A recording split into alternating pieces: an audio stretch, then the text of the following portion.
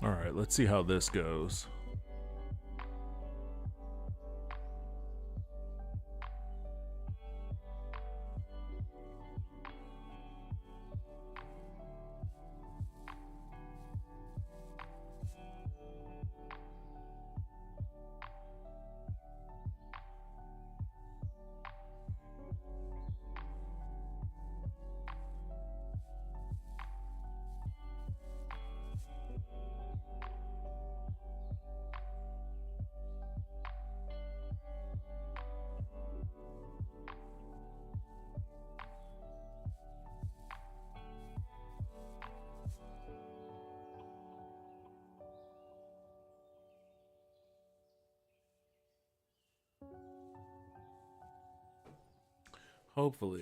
Hopefully that works a little bit better.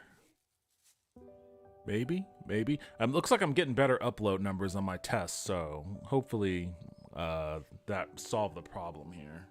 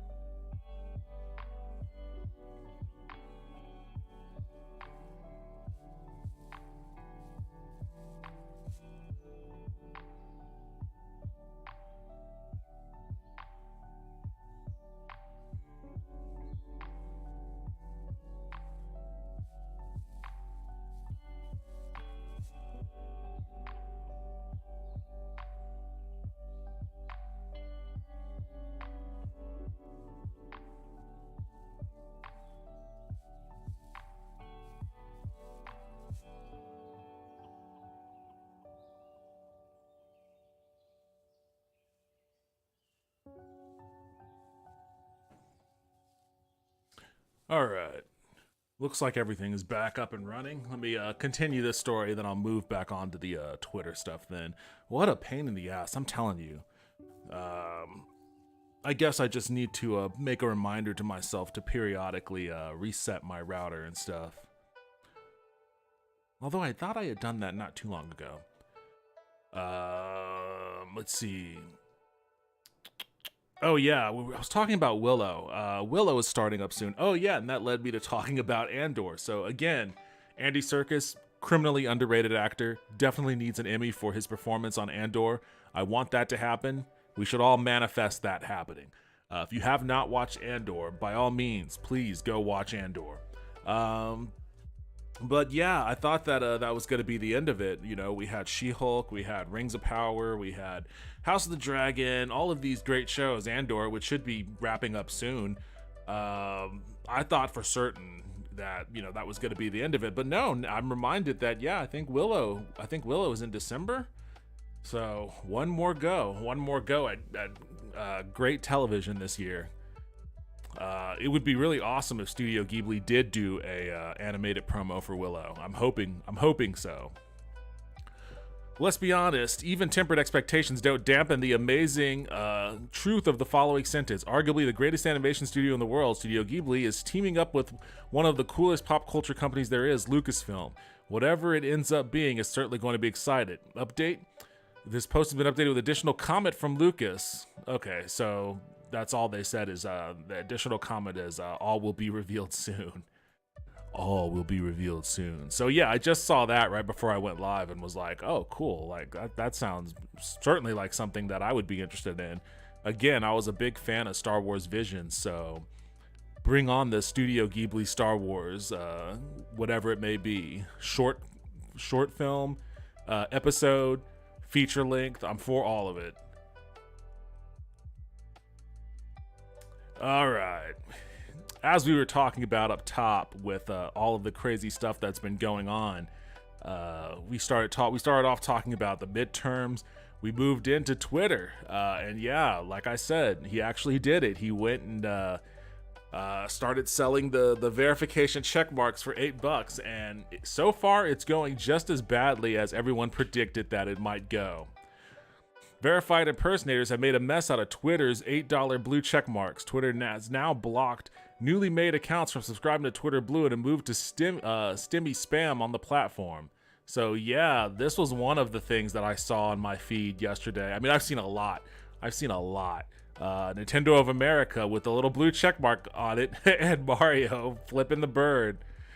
Twitter owner Elon Musk seems to be taking the Silicon Valley adage of move fast and break things to a new level of speed and destruction.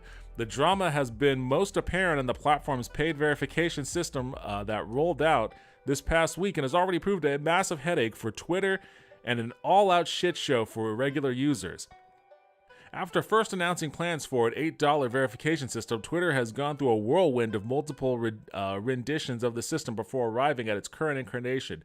Just this week, Twitter tried adding a gray official check mark for certain government officials, media, and major brands before quickly pulling the feature. I think I may have seen that in the wild like once. Twitter is offering government officials and major brands a free but confusing official gray check mark. I always like the little crying thumbs up cat. Yeah, that's what it looked like down here. This is a design nightmare. A check mark and then another check mark. And you have three layers of text, of varying size and weight. You have a check mark on the right and a check mark on the left. Like, there's all sorts of stuff going on here. I guess what's happening is a very appropriate little bio here for this design mess. In the latest version of verification, everybody gets a blue check mark, but if you click on the icon in each Twitter profile, it will either say whether they were verified because they are a public identity or if they coughed up cash for the privilege. Yeah, so now if ever you have a question on whether or not a verified account is legit verified or if it's faux verified, all you have to do is you have to click on the profile, and then where it has that check mark, click on the check mark. It'll tell you one way or another. Which, it's a little cumbersome, but the cool thing is, though, there actually is somebody out there who created a Chrome extension, and the Chrome extension will tell you right in your Twitter feed whether the check mark you're seeing is an official one or if it's a paid for check mark. It's actually kind of funny and kind of cool the way that it's displayed. They'll probably mention it here, but if not, then I'll bring it up. Because I did get it. I don't use Chrome that often. I use Firefox really, because it's less of a memory hog. But if I wanted to see what it looked like, so I put it on my Chrome and popped up my Twitter on there. It's pretty handy. They definitely should make a Firefox extension for it too. At first, announcing planned $8 again, Twitter's gone through. Okay. With the documents showing recent layoffs have taken chunks of Twitter's engineering capacity, these constant changes and updates to existing systems must be exhausting for those who still remain at the company.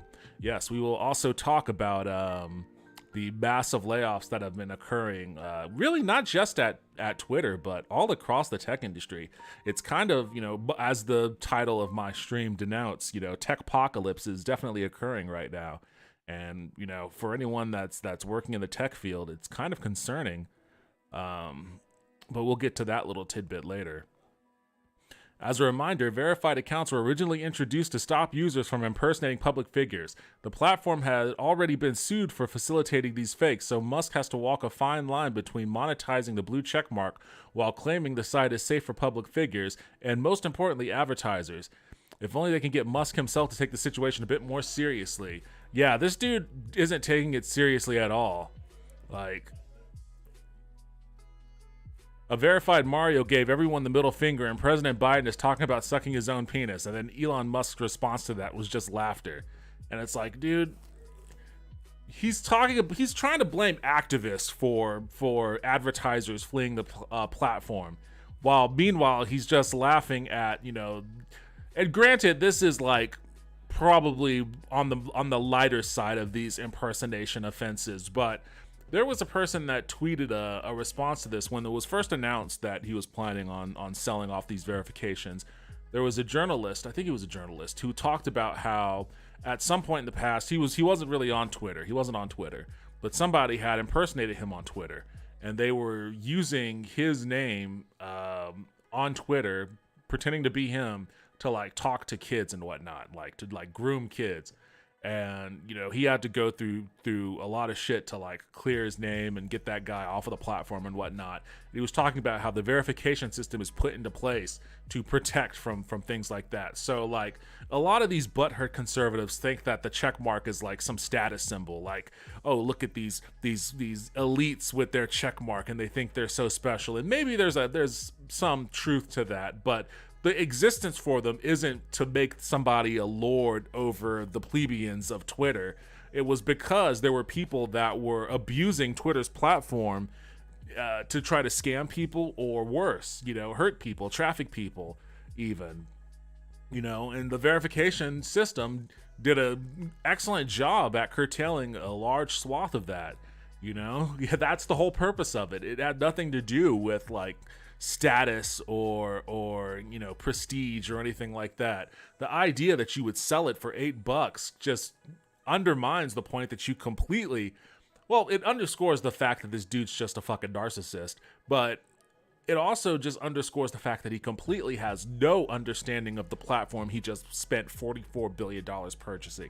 Zero understanding of it, you know. And it is starting to, you know, it's starting to unfurl in the way that people were afraid that it was going to, both, you know, fortunately or unfortunately, depending on, you know, what outcome you're ultimately rooting for here. Those who purchase the blue checkmark show they have an active subscription to Twitter Blue, but their tweets also now show up in Twitter's new verified section on Twitter's notifications. Oh man, I've seen some gnarly shit from newly acquired checkmarks, man. That there's a whole section dedicated to those dudes. That must be a absolute dumpster fire of a section. The paid blue checkmark is currently unavailable to Android or Twitter.com users, but anybody who pays up can bookmark folders, add themes, and undo tweets, among other features. This system has obvious drawbacks, especially because it's not clear at first glance which accounts were previously verified before Musk came on and which ones were bot. Yeah, that's the problem. Like, I've already seen tweets where, you know, someone with a check mark would say something very official sounding. And then I look at the comments and people are responding to it like, oh, they're responding to it like, you know, oh, this is official shit. One of them was like a fake Adam Schefter. It was like, I think the Twitter was like at Adam Schefter not or something like that. But it had his face and it had the check mark. And the tweets that he was posting looked like Adam Schefter tweets. He posted like Odell Beckham Jr. signs to the Cowboys and blah, blah, blah. And, you know, people were responding to it like, oh, wow, this is news and blah, blah, blah. Or I forget the other one he posted. He posted several, you know, posing as Adam Schefter, and just people were oblivious. They saw Adam Schefter's name, they saw a check mark, and it was like, oh, okay, so this must be for real, you know. And it's like, you gotta do all of this other work to drill into the profile, click on the thing, and then actually read whether or not it was, you know, legitimate verification or a paid verification, which is why that extension is actually pretty cool, because in that extension you just see it right on the right on your feed, and you know, like, and that, here it is right here. Two Twitter users, Will Seeger and Walter Lim, have created a Chrome extension called $8 that will modify the Twitter verification to make it immediately apparent who was officially verified and who paid for their check mark. Meanwhile, there are also lingering accounts on Twitter that have been routinely cited for hate and attack campaigns that have purchased their way to a blue check mark. As of reporting, many renowned ultra-right-wing Twitter accounts remain up and verified, although some have been hid with warning that this profile may include potentially sensitive content. These accounts are especially dangerous as the verification may make their message gain even more attention. Yeah, I mean, let's take a look at their curated list of fake verified tweets. Here's one from Elon Musk, apparently, with the check mark. Now, this was also a thing that popped off immediately. Immediately, there were a bunch of people that changed their name to Elon Musk with the little blue check mark and his picture of some sort. and just started saying like wild shit. Starting today, we'll be offering Twitter Gold, a free subscription that gets you yearly family vacations and nightly dinners with me. If your name is Grimes, please come back. I love you. Yeah, victim of divorce court. Pretty brutal one right there. This one, a fake one posing as Twitter's official one. You can see at the it's definitely not Twitter. But, whoa, Twitter Blue is now available for free. Crypto NFT holders can now get Twitter Blue for free by authenticating their wallet assets. Authenticate now, twitter-blue.com. P.S. There might be a little surprise after authenticating. Bird NFT? Like, that's just straight up scam. Like, you're just purposely trying to scam people on that one. But, you know, some people don't deserve it. This is amongst my favorites. George W. Bush with an S at the end. I miss killing Iraqis, sad face. And then the response, because apparently people popped off on that one. Y'all are missing the point. Let me actually expand it so I can read the whole response. Y'all are missing the point about the $8. It's a small price to pay. It's a small price to make this app completely unusable, and I'm assuming he is going to quickly learn we can get refunds from the credit cards we use if he suspends us prior to a month. Is what I would say if I was someone other than the greatest president America has ever known. Is what I would say. Yeah, that's actually a pretty interesting wrinkle there. Like, yeah, he can clap people, you know, for doing out-of-pocket shit like this, but he has to wait a month. He has to wait a month to do it if he wants to keep their money. If he claps them within that month, then they can get their money back, which, in his view, defeats the purpose of this whole venture. Like, he's trying to suck up as much money as possible. But if he lets these people run wild like this for a month, what's that gonna do to advertisers? Like, what is that gonna do to the people he's trying to persuade? Like, hey, things are fine on the platform. Moderation is well in hand. And by the way, like, no, it's not. It actually came out earlier today that the executive, like one of the executives of moderation and some other executives for content resigned. And they're positing that the news of Elon Musk saying that remote is no longer an option was meant to get more headlines to bury the fact that the content moderator executive resigned. Because again, he's still trying to persuade advertisers that his site is okay for them to advertise on. But if he's got to let these people run wild for a month before he can yeet them off the platform and keep their money, then there's no way advertisers are going to sit around and hang around with this. Literally rocking a hard spot. He's between Iraq and a hard spot. It's like this now. I'm sure advertisers will stick around. Yeah, this is Mario flipping him off. This dude says Mario would never do that. And then the fake Nintendo account replied again, well, he did. So, you know, Nintendo's a target. The Pope got in on it. Pope Francis. As the apostle tells us in 2 Corinthians 11:14, the wicked may pose as the righteous and lay snares to trap the unwary. Social media has worsened this phenomenon. Our blessed store is the only authorized source for indulgence. Indulgence at $8 a month, link in bio. Martin Luther, I got 95 theses, but this shit ain't it, chief. Pope John Paul I. Interesting that none of you are talking about how I was murdered by the mafia and Vatican Bank. Maybe Google Gladio would open your third eye. So yeah, like obviously this is way more. I mean, I don't know who's gonna read this and be like, oh, Pope Francis, but still, like, and these guys are just actually, you know, real pontiffs, you know, like anybody who, especially if he puts like Pope Francis real in parentheses with the check mark next to it. Anybody that, you know, isn't doing their due diligence, which, you know, requires drilling into the person's profile and clicking on the thing to see if maybe it's a paid verification.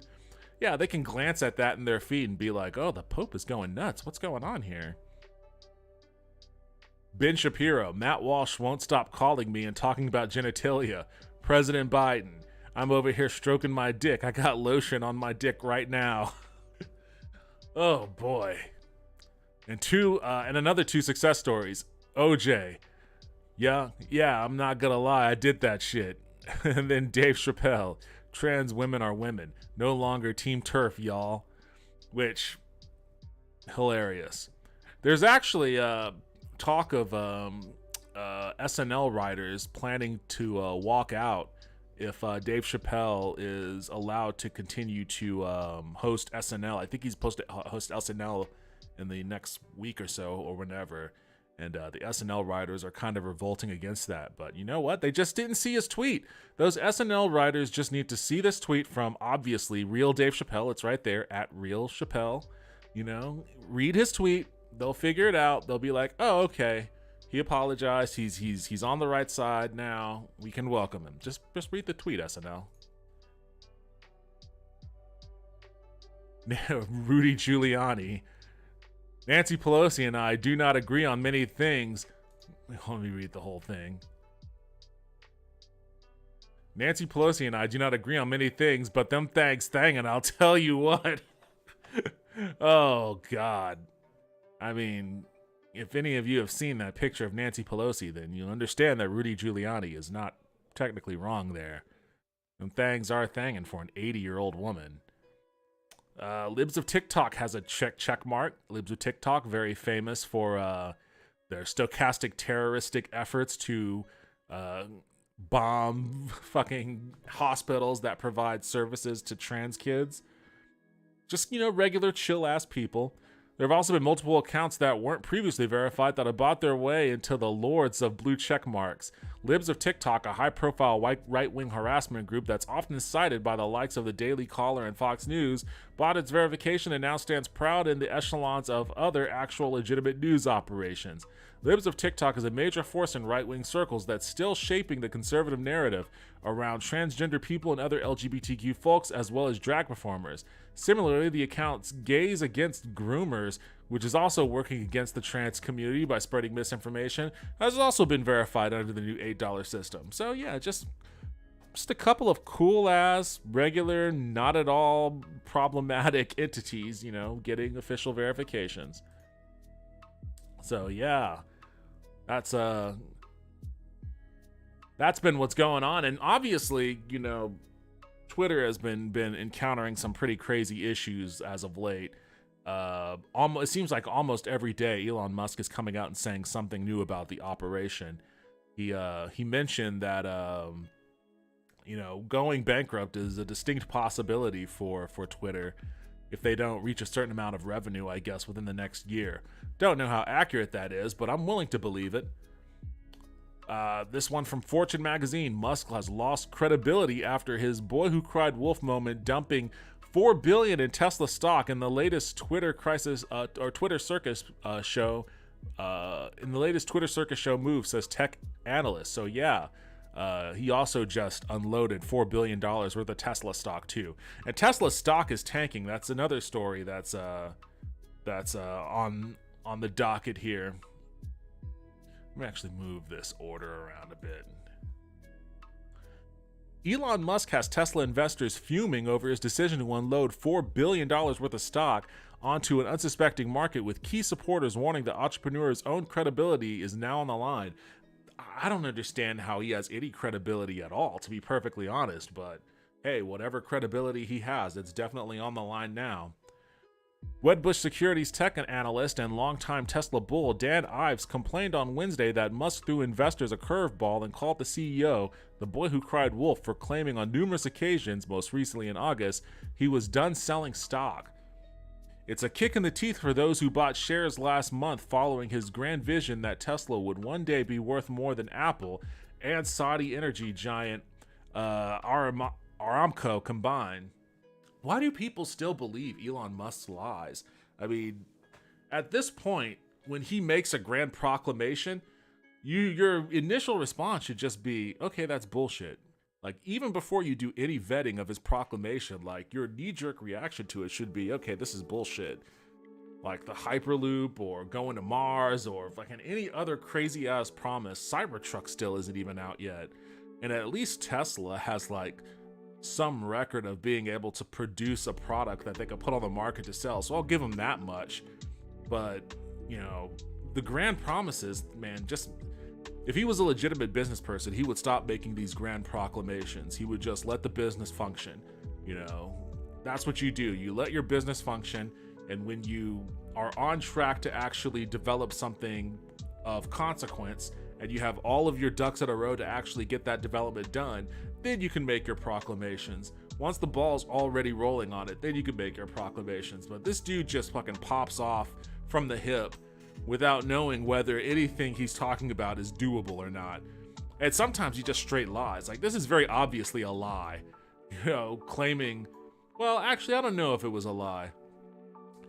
I'm pretty sure that when he made this claim in August, he thought that there was probably a way for him to worm out of owning Tesla or buying Tesla. And once it came to pass that worming out of Tesla ownership wasn't in the cards for him, then selling off all that stock was maybe a necessity. As if that wasn't enough, he also held out the promise of a sizable stock buyback next year during the Q3 earnings call. Ives has been critical of the Twitter deal, calling it one of the most overpaid in the tech sector's history. The confirmation of his fears that Musk wasn't done secretly dumping stock proved what a never-ending Twitter albatross Tesla shareholders had around their collective necks, he argued. The Twitter circus show has been an absolute debacle from all angles since Musk bought the platform, wrote the Wedbush analyst. When does it end? It ends when Twitter completely collapses in on itself. And when that happens, Tesla completely collapses in on itself. And then subsequently SpaceX and the Boring Company and any other entity that he might own, because it's all tied together. So yeah, it's bad news for any of these dudes who have nothing to do with Twitter that Elon Musk is now on the hook to try to make Twitter solvent.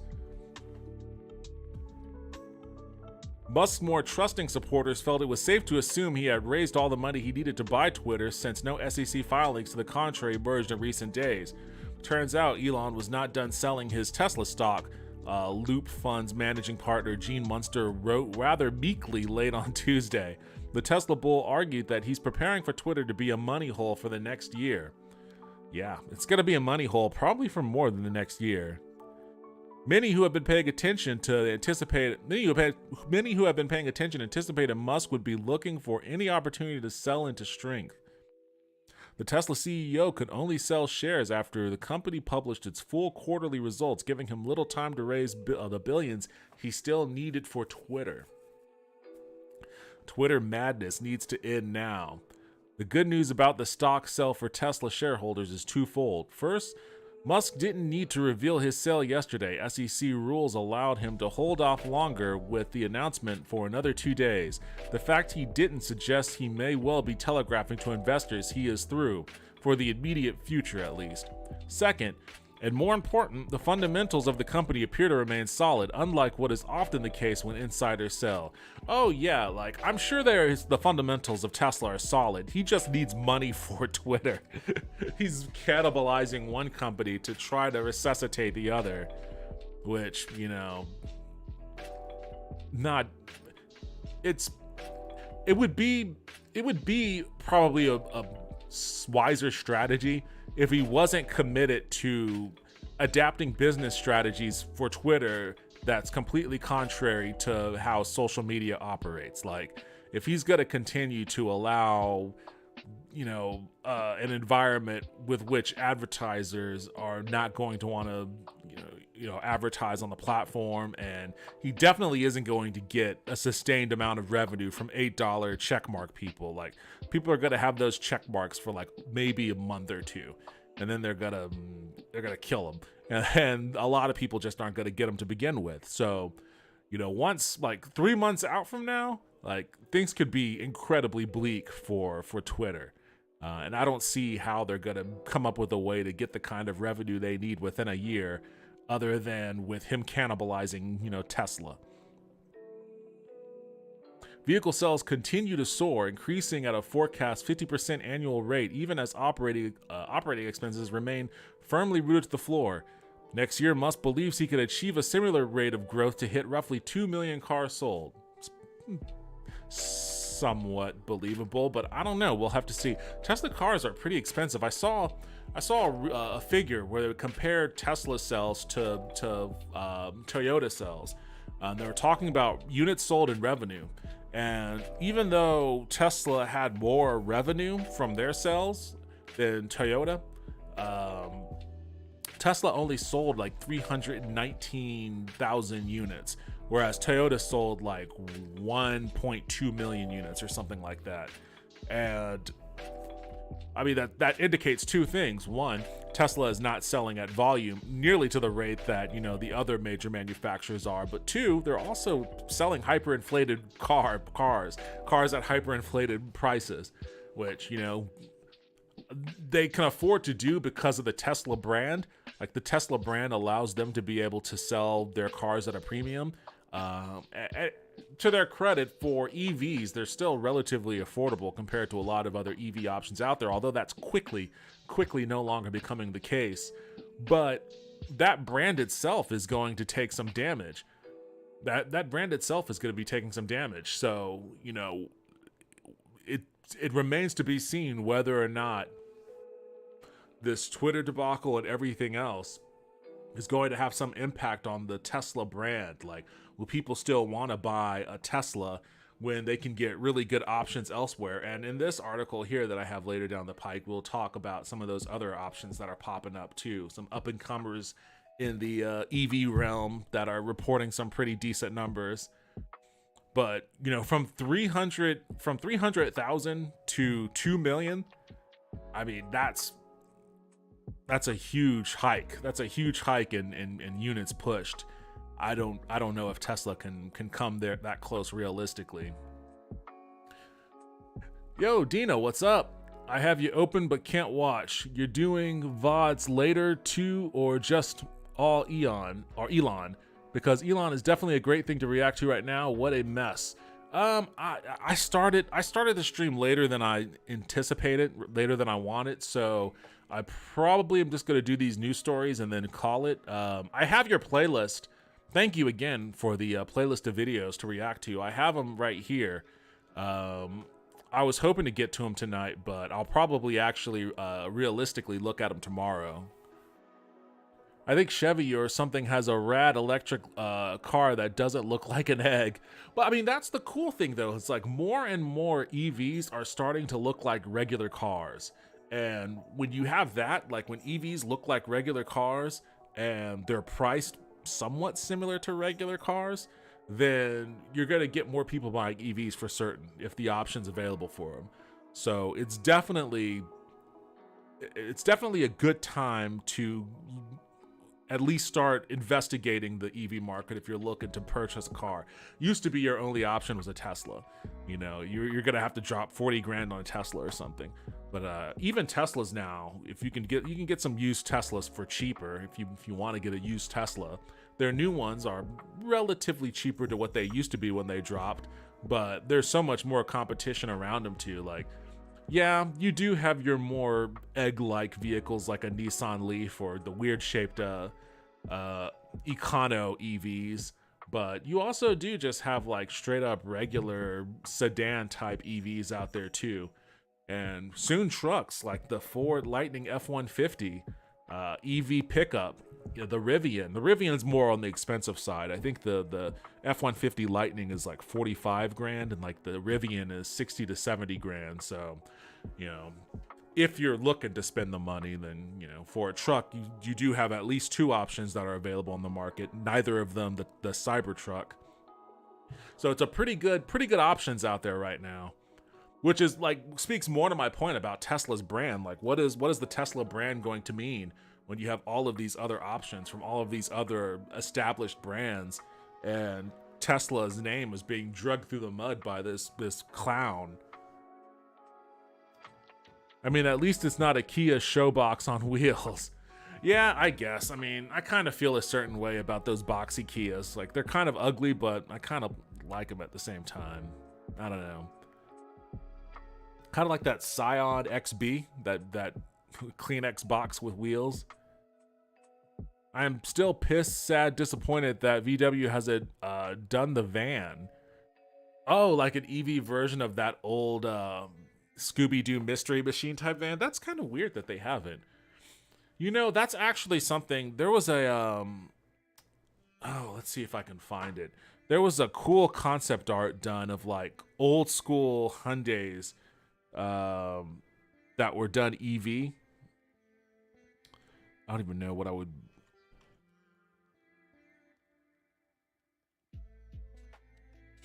Yeah, I think this is this one right here.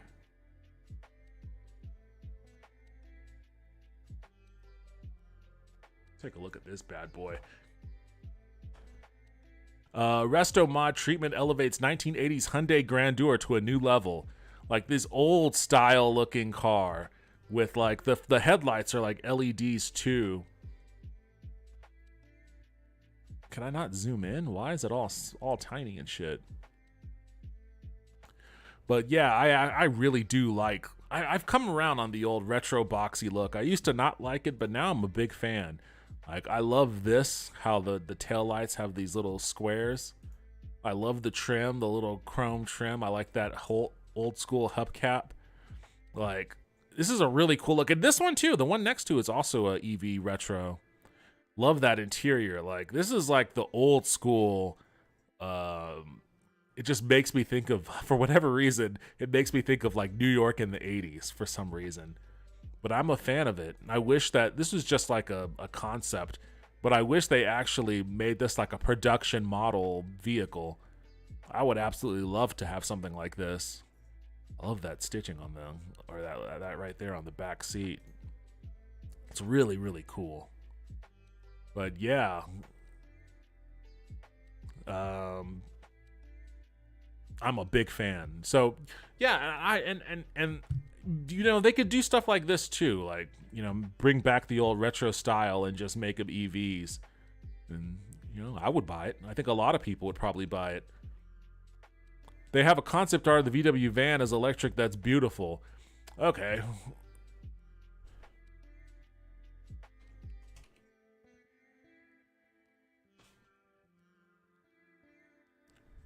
This thing? Are you talking about this? Obi-Wan Kenobi, what? Is this Kenobi's vehicle? Is this what Kenobi is driving around in? Oh, man. I mean, that does look kind of neat.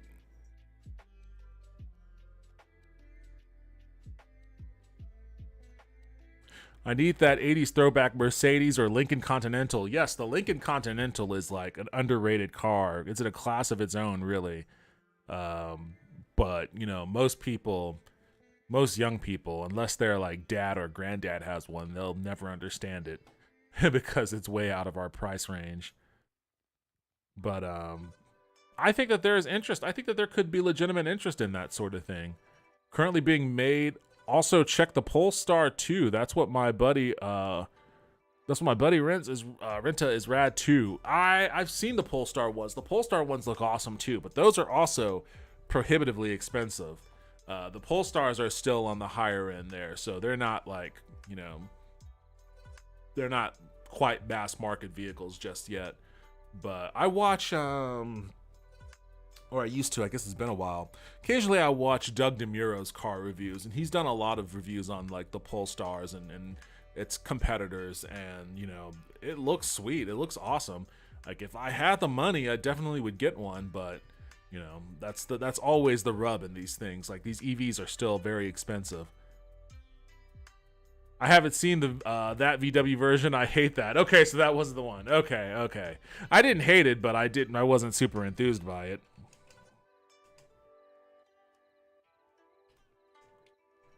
Let me see if I could maybe find what you're talking about. Nope, that's the one that you just saw.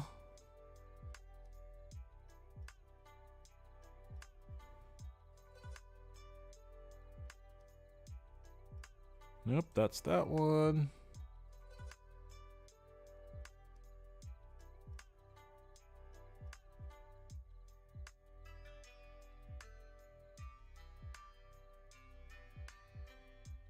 Is this one?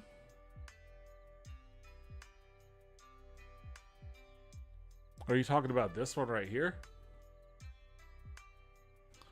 Volkswagen helped create a fully electric version of its iconic 1960s microbus that fans can buy.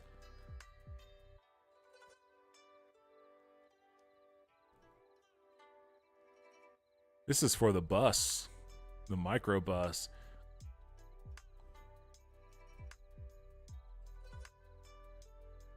I can't find the old fake concept art. Ah, that's a bummer. But this isn't bad.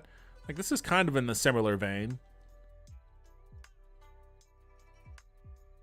I don't know if I would ever buy the microbus, but it would be cool. Like, this would be a cool thing for like smaller cities to use, like smaller little towns, if they don't want giant city buses.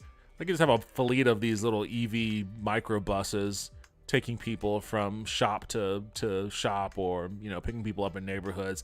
Not big cities, but, you know, just little small towns here and there. I would definitely, like, if I was a mayor of a town, I would definitely campaign on getting a fleet of these things and like getting more people off the roads, having these communal type little microbuses.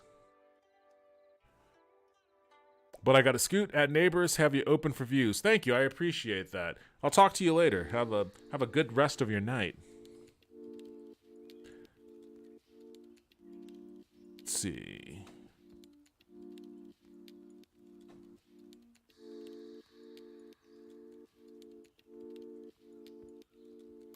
Oh man, once again, Streamlabs fucks me. I'm getting YouTube chats that I just haven't been seeing. Hello, Gabriel. I don't know if any of you guys are still in here. Gabriella, Isaac, what's up, Devin? Brian, yo. We have a gigafactory here in Reno. I'd never work there though. The volt is way better. Once the price and reliability comes down, it'll change things, better range. Or yeah, I agree with that. But, and again, I'm sorry that I missed all of your chats. For whatever reason, they weren't showing up on my stream, on my thing. God, what is going on here?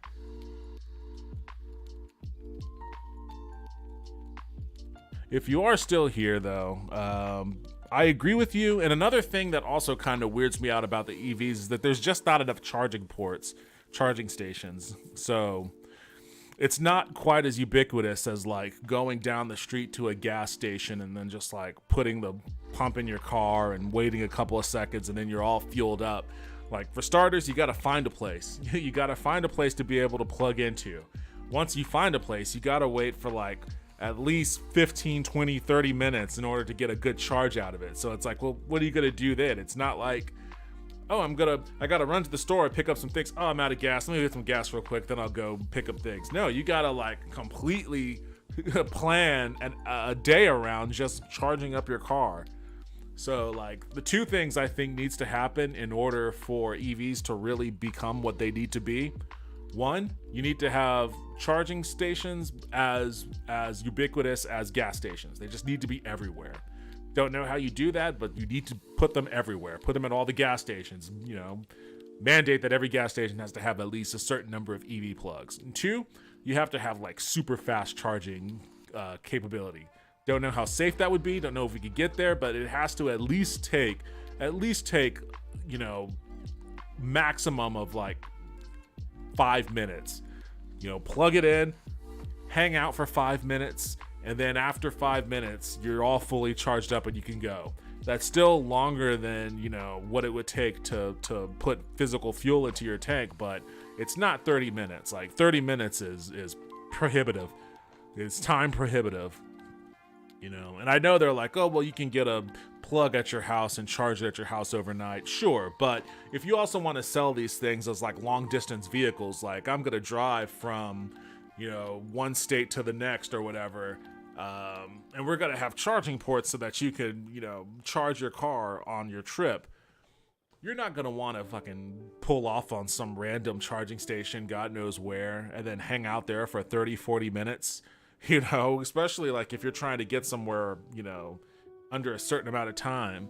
So yeah, like those are the things that are going to have happen for EVs to really come on. But yeah, sorry I missed all your messages there, Brian and Isaac and Gabrielle. I need to figure out why my Streamlabs is murking my chats like that. It's really irritating. I'll just keep it like this then. Yeah, I'll just do this. This is what I should have been doing from the start.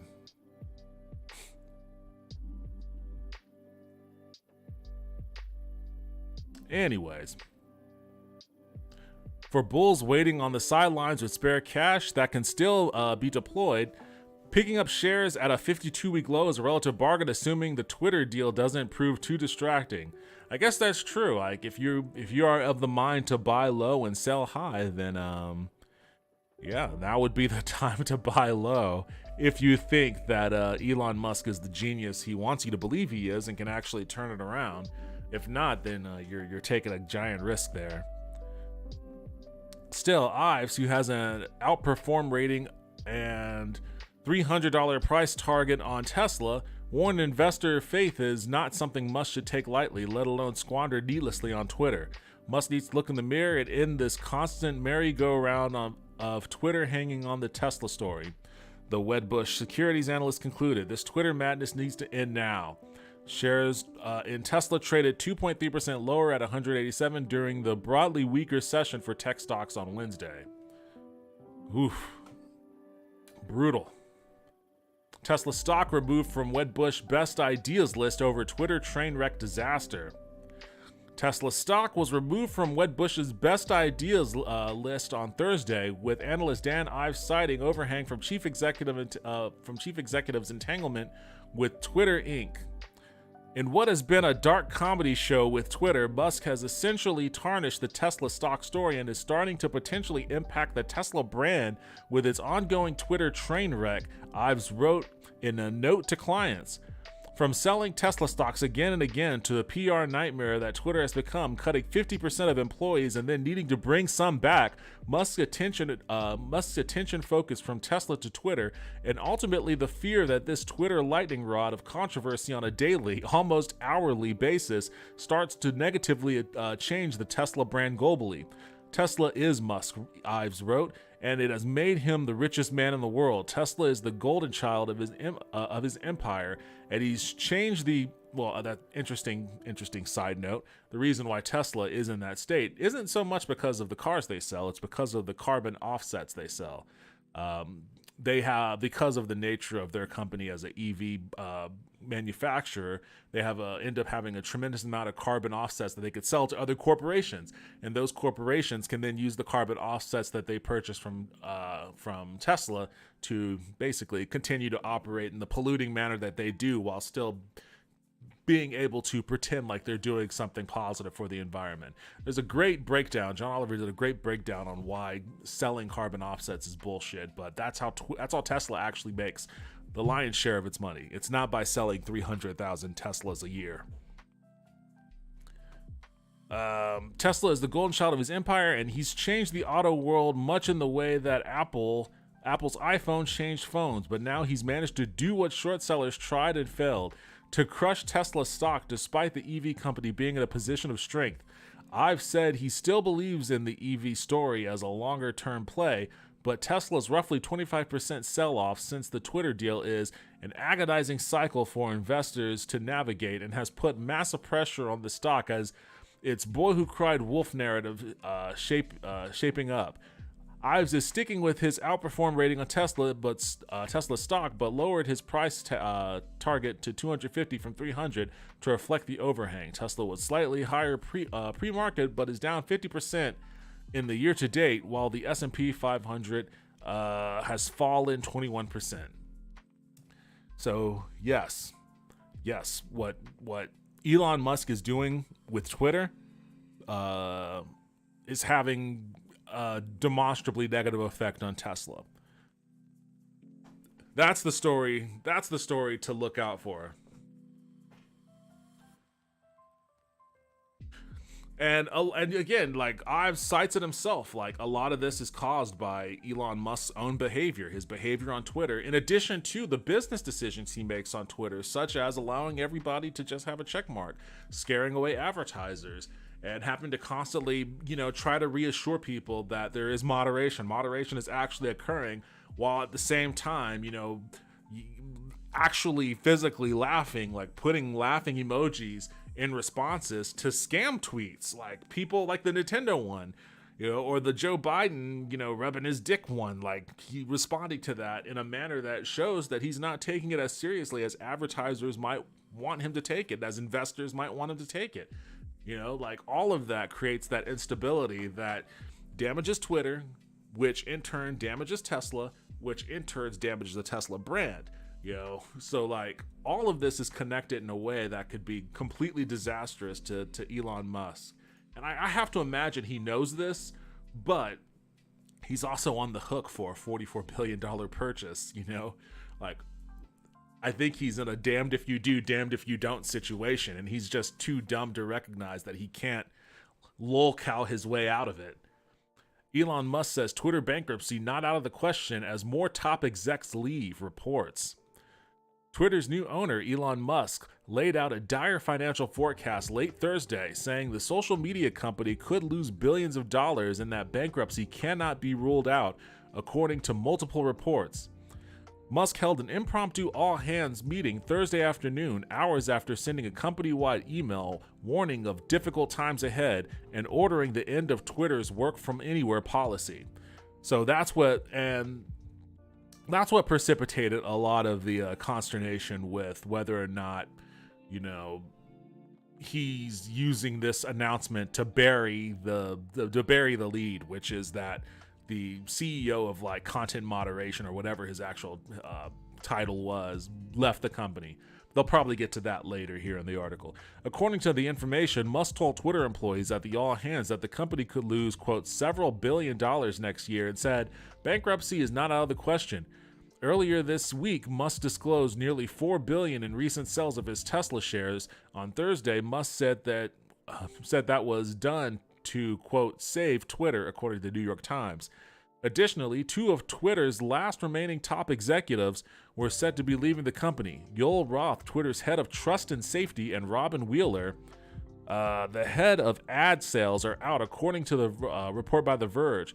Both appeared in a Twitter Spaces meeting earlier this week to try to assuage advertisers' concerns. That's a bad look. That is a bad look when you have the head of trust and safety and the head of ad sales in Twitter Spaces trying to assuage advertisers' concerns, and then, a couple days later, they're both out of the company. What do you think that's gonna do to those advertisers' concerns? Hold on a second.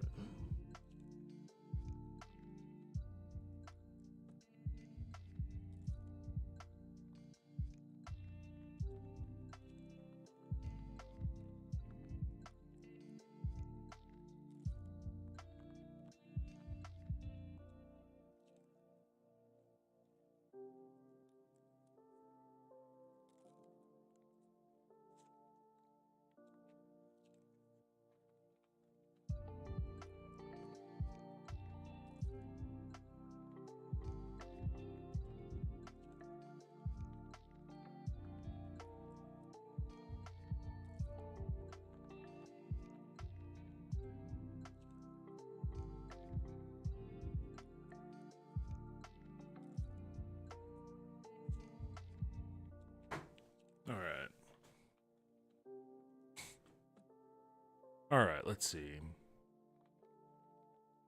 Musk reportedly said the company's future largely rests with the success of Twitter Blue. Oh my God. Oh, that's not good.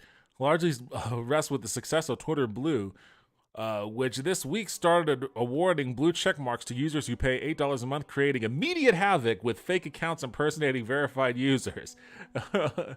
There's also other things that he's talking about with what he wants Twitter Blue to be, including potentially just paywalling the entire app, the entire site. Like, you want to use Twitter, you got to pay. Otherwise, you just see like a splash screen that says, please pay. Like going that extreme, or still allowing you to use it, but your content is immediately buried by people who pay. So all of the verified check marks, all of their stuff is immediately on the top. And if you want to see posts from people that aren't paying, you're going to have to scroll down a list or maybe even click onto a different tab. I don't know how that's going to work, but he's basically just trying to find ways to, you know, incentivize people to pay for the blue service. And, you know, it might end up being as stringent as $8 to log in. And, you know, if it's $8 to log in, I'm wondering how many people stick around for that. I've already known several people that have been like talking about stuff like Mastodon. I don't know anything about Mastodon. I haven't looked at it.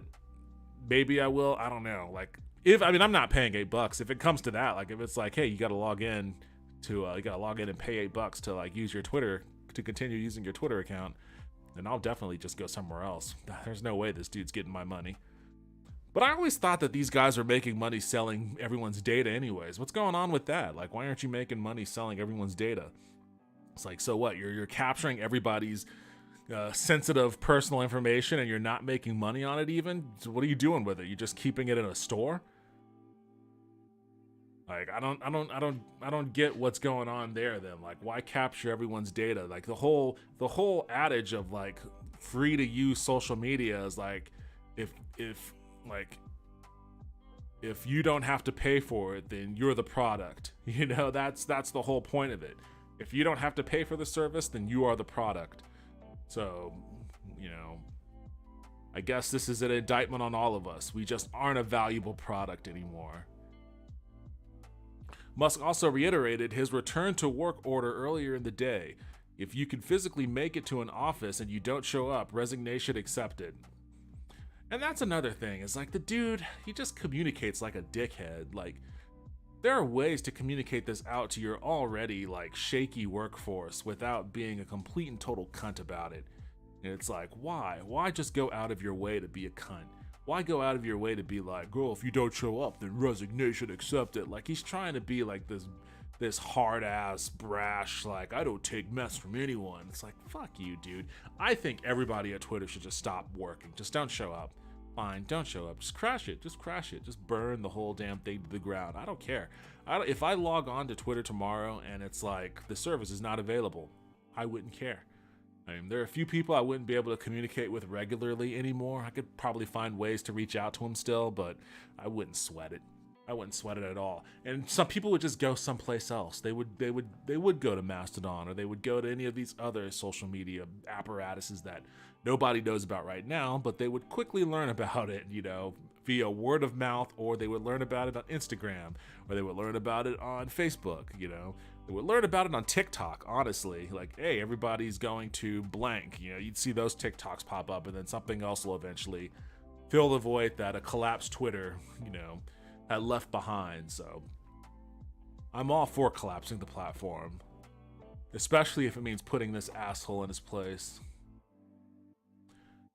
Oh man, and it is starting. I feel like it's starting to affect other avenues of Tesla's business. It's not just Twitter. This is affecting Tesla as well. Tesla cancels solar projects en masse, scales back solar division. Tesla has canceled solar projects en masse across the U.S. as the company says that it is shutting down its solar operations in some markets. After years of its solar business slowing down since acquiring it through taking over Solar City in 2016, I remember that, Tesla's solar division was finally getting some momentum over the last few quarters. Tesla has achieved a record U.S. residential solar deployment in Q2 2022. Last quarter, Tesla also had strong performance with 94 megawatts of solar power deployed, up 13% year over year. However, the momentum was not without issue as Tesla had to stop scheduling solar roof projects in most markets in Q3. The automaker focused on deploying the product on new construction projects like a large one in Austin. What is this for the world's first Tesla solar neighborhood is becoming a reality. Oh, so it's a neighborhood. I thought it was for their factory. What neighborhood is this? The world's first Tesla solar neighborhood is becoming a reality in Austin, where Tesla is deploying solar roofs and Powerwall at a brand new development.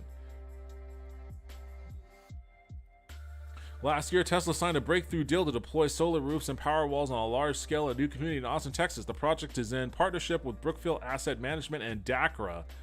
And where they are offering Tesla solar roofs and power walls as packages on brand new houses in a new 12,000 home development project called Easton Park.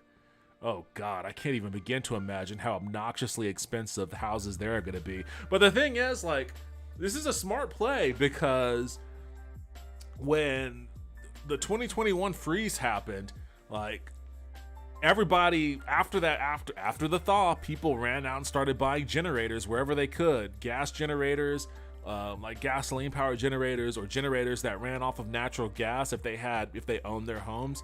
If they A, owned their homes, B, had natural gas lines to their homes, and C, had the money and could afford to spend installing a $5,000 natural gas powered generator. If all of those three conditions were met, they bought those generators.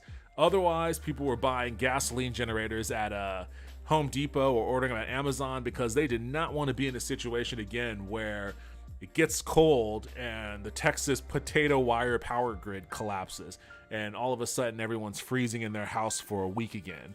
So it makes sense. Like the solar, both the solar panels and the power wall. Like, what the power wall will do for you is once that city grid goes down, your house switches to get energy from your what's stored on your power wall, so you don't lose power.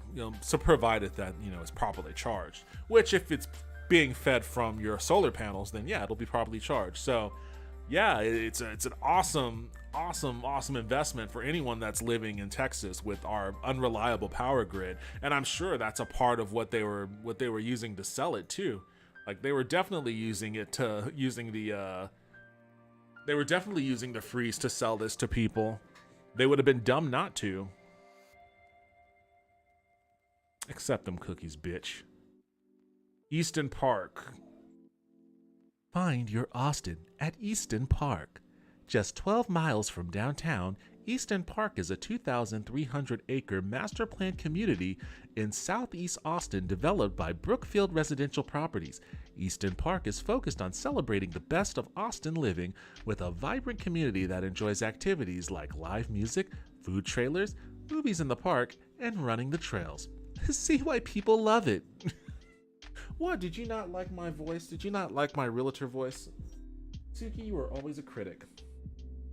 You are always a critic.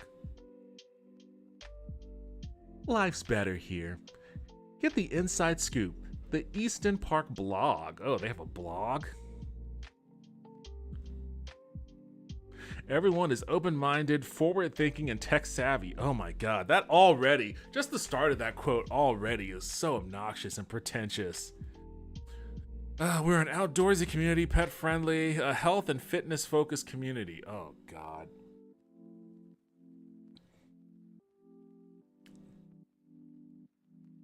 Savory farmers markets, sweet treats social. Okay, so that's just shit they're doing. Well, let me take a look at the neighbor. Oh, look at that. It really is just like copy and pasting houses. Union Park, limited availability. Price from high 300,000s. I mean, in Austin, that's quite affordable. But it starts in the high 300,000s, so that means that most of them are probably mid 400,000s. I mean, I can't really tell. Like, the pictures don't really show any of the neighborhood. Like, it just shows, like, this is all, like, the neighborhood itself, what you can see is all blurred out. It's like, so what, they have a swing? Okay, I can't tell what this is. It's like some kind of a square. Like, you see some dogs, but, like, the neighborhood itself, again, is blurred out. The neighborhood is blurred out here. Like, I get it. There are dogs in every neighborhood. Like, what does this neighborhood actually look like?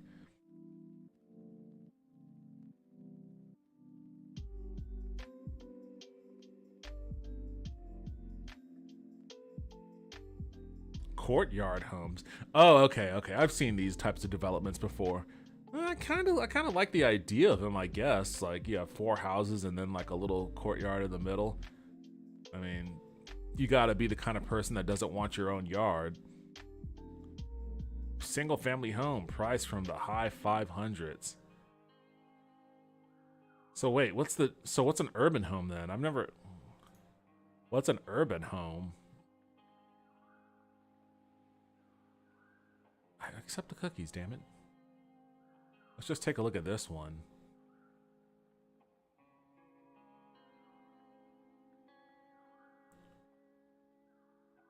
Could you show me a floor plan or something? Oh, what an awful CGI rendering. And it's just those two pictures?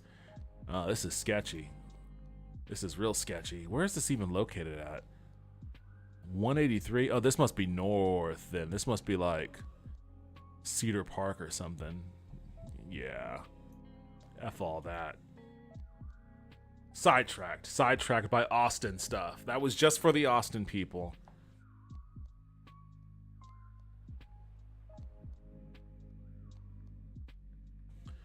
Alright, let's see. Where am I at here? Now we learn that Tesla is canceling many solar projects, including some at advanced stages, and the company is saying that it's shutting down operations in some markets. Over the last 3 days, Electric has received half a dozen reports from Tesla solar customers who have been informed that the company would not be moving forward with their projects and canceling the order. The customers all received this email from Tesla this week. Thank you for your interest in Tesla Solar. Upon further review of your project, our team has determined that your home is in an area we no longer service. As we cannot complete your order, we processed your cancellation. You will receive a full refund of any collected deposits within 7 to 10 business days to the card on file. Oh man, that's brutal. That's brutal because there's a lot of other stuff that goes into like getting panels installed on your ceiling. Like you're spending money on permits and shit too. This includes customers who had solar panels or solar roofs on order and even some projects that were already designed and permitted. Based on social media checks, hundreds of Tesla customers are likely in this situation. In the email, Tesla writes that it is no longer servicing the areas where those customers are located. We have received reports from customers in major solar markets, including the greater Los Angeles area, Northern California, Oregon, and Florida. They aren't servicing areas in Florida and LA? Those are like the sunniest places. The fact that Tesla wouldn't be covering those areas would be a significant change of strategy, as the company has previously talked about only expanding its solar division. Electric also learned that Tesla has laid off a number of employees in its solar scheduling, planning, and design department. In an email to customers, Tesla refers them to Tesla certified installers in their area.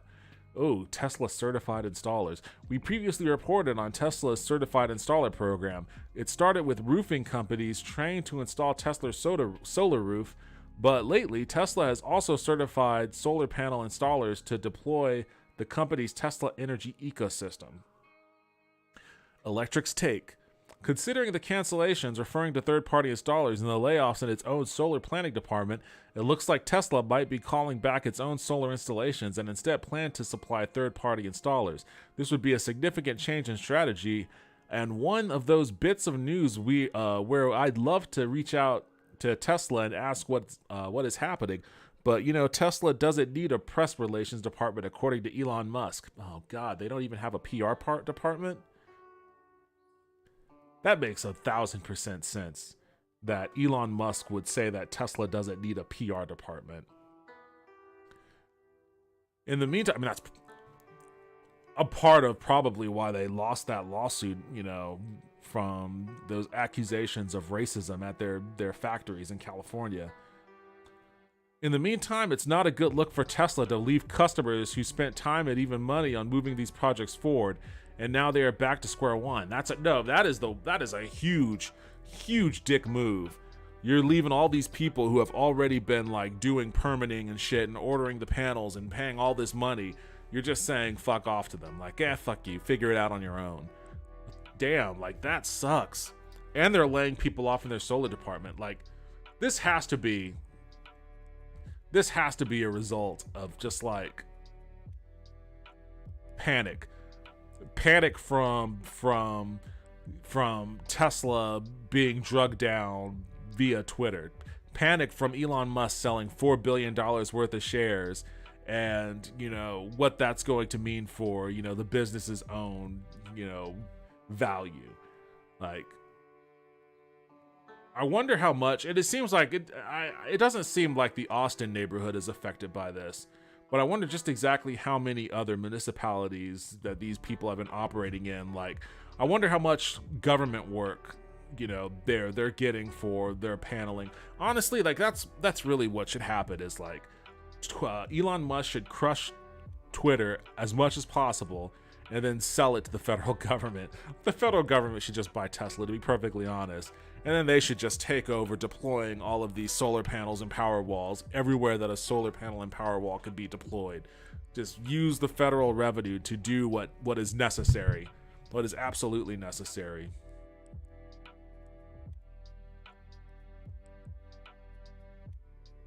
All right, and phasing a little bit out of the Elon Musk Tesla Twitter talk, we have this EV roundup, which talks about some of Tesla's competitors. Speaking with Dina earlier about all of the other options that EV curious people have available to them now. We've got some updates on at least 2 of them. Tesla Bull throws in the towel. NIO, which I have not heard of. This reminds me of when I first started doing this stream and I would be talking about EVs. There would always be some EV company that popped up and I would be like, I've never heard of them. I'd have to Google them. And sure enough, their CEO was like under SEC investigation for like a pump and dump. I doubt NIO is in that boat, but I may as well look them up and see who they are before I read this article on them.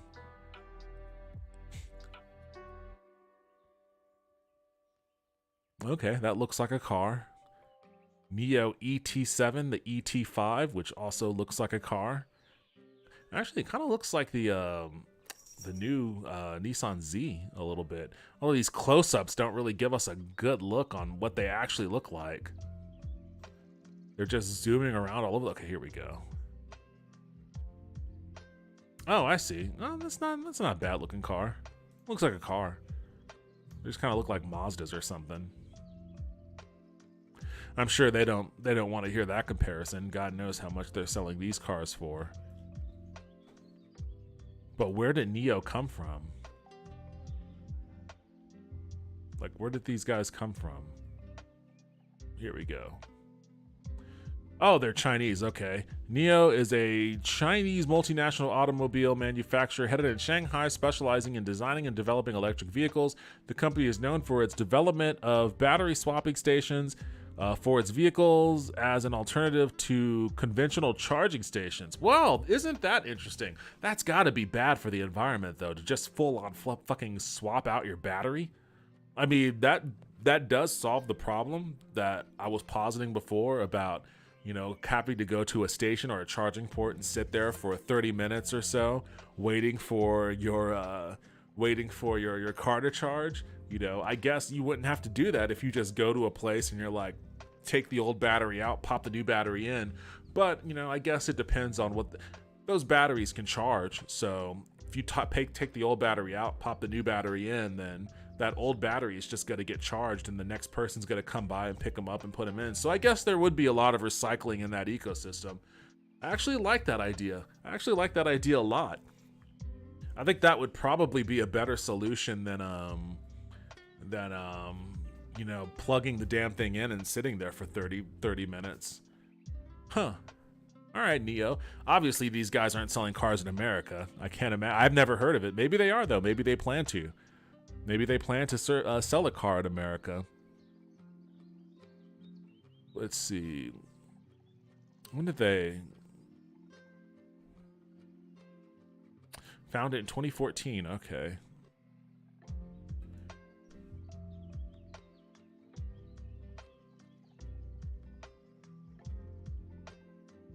A Norway expansion. Well, they're selling cars in Norway then. Okay. Well, I mean, they've got a pretty cool looking lineup of cars. I guess they're probably not selling them in America, though. Let's see. So the first story is about Ives. We've already talked at length about his comments. Tesla stock being run into the ground. NIO pops on strong revenue growth. And speaking of Tesla's competition, Chinese EV maker NIO shares are climbing higher today after a strong Q3 sales showing. For the quarter, NIO reported revenue of $1.83 billion versus $1.78 billion estimation. EPS, I don't know what that means, 29 cents versus 17 cents.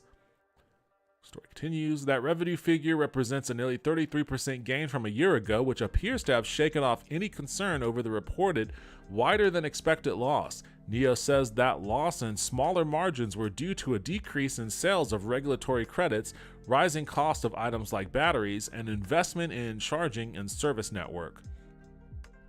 Nonetheless, the automaker delivered 31,607 cars in Q3, up nearly 30% from a year ago, and an all-time record. NIO's new EV sedan, the ET5, has seen strong interest, CEO William Ben Lee said, and that it, quote, will support a substantial acceleration of our overall revenue growth in the fourth quarter of 2022. So this particular stream is talking a whole lot about revenue growth, sales numbers, stock numbers, all of that sort of stuff. Man, I'm feeling like Jim Cramer over here. I just need my button, my mad button. Although that guy's feeling pretty sad nowadays, thanks to Meta. But we'll get to Meta. Looking ahead, NIO revenue growing in Q4 range of 2.44 to 2.7 billion, which would be an increase of at least 75 to 94% from a year ago, and also sees Q4 deliveries in the range of 43,000 to 48,000 units, which represents a growth of 71.8% to 91.7% from Q4 last year. Oh, is that one of their cars? That's a weird looking one, but I kind of like it. I mean, you can't go over a speed bump in that thing, though. It's a concept car, of course. Yeah, you can't. Yeah, you have to be on a perfectly flat road to drive this thing. Another EV contender to Tesla, Rivian. Rivian shares jump despite mixed earnings report. Rivian shares are jumping higher here, along with the broader market, following a mixed earnings report.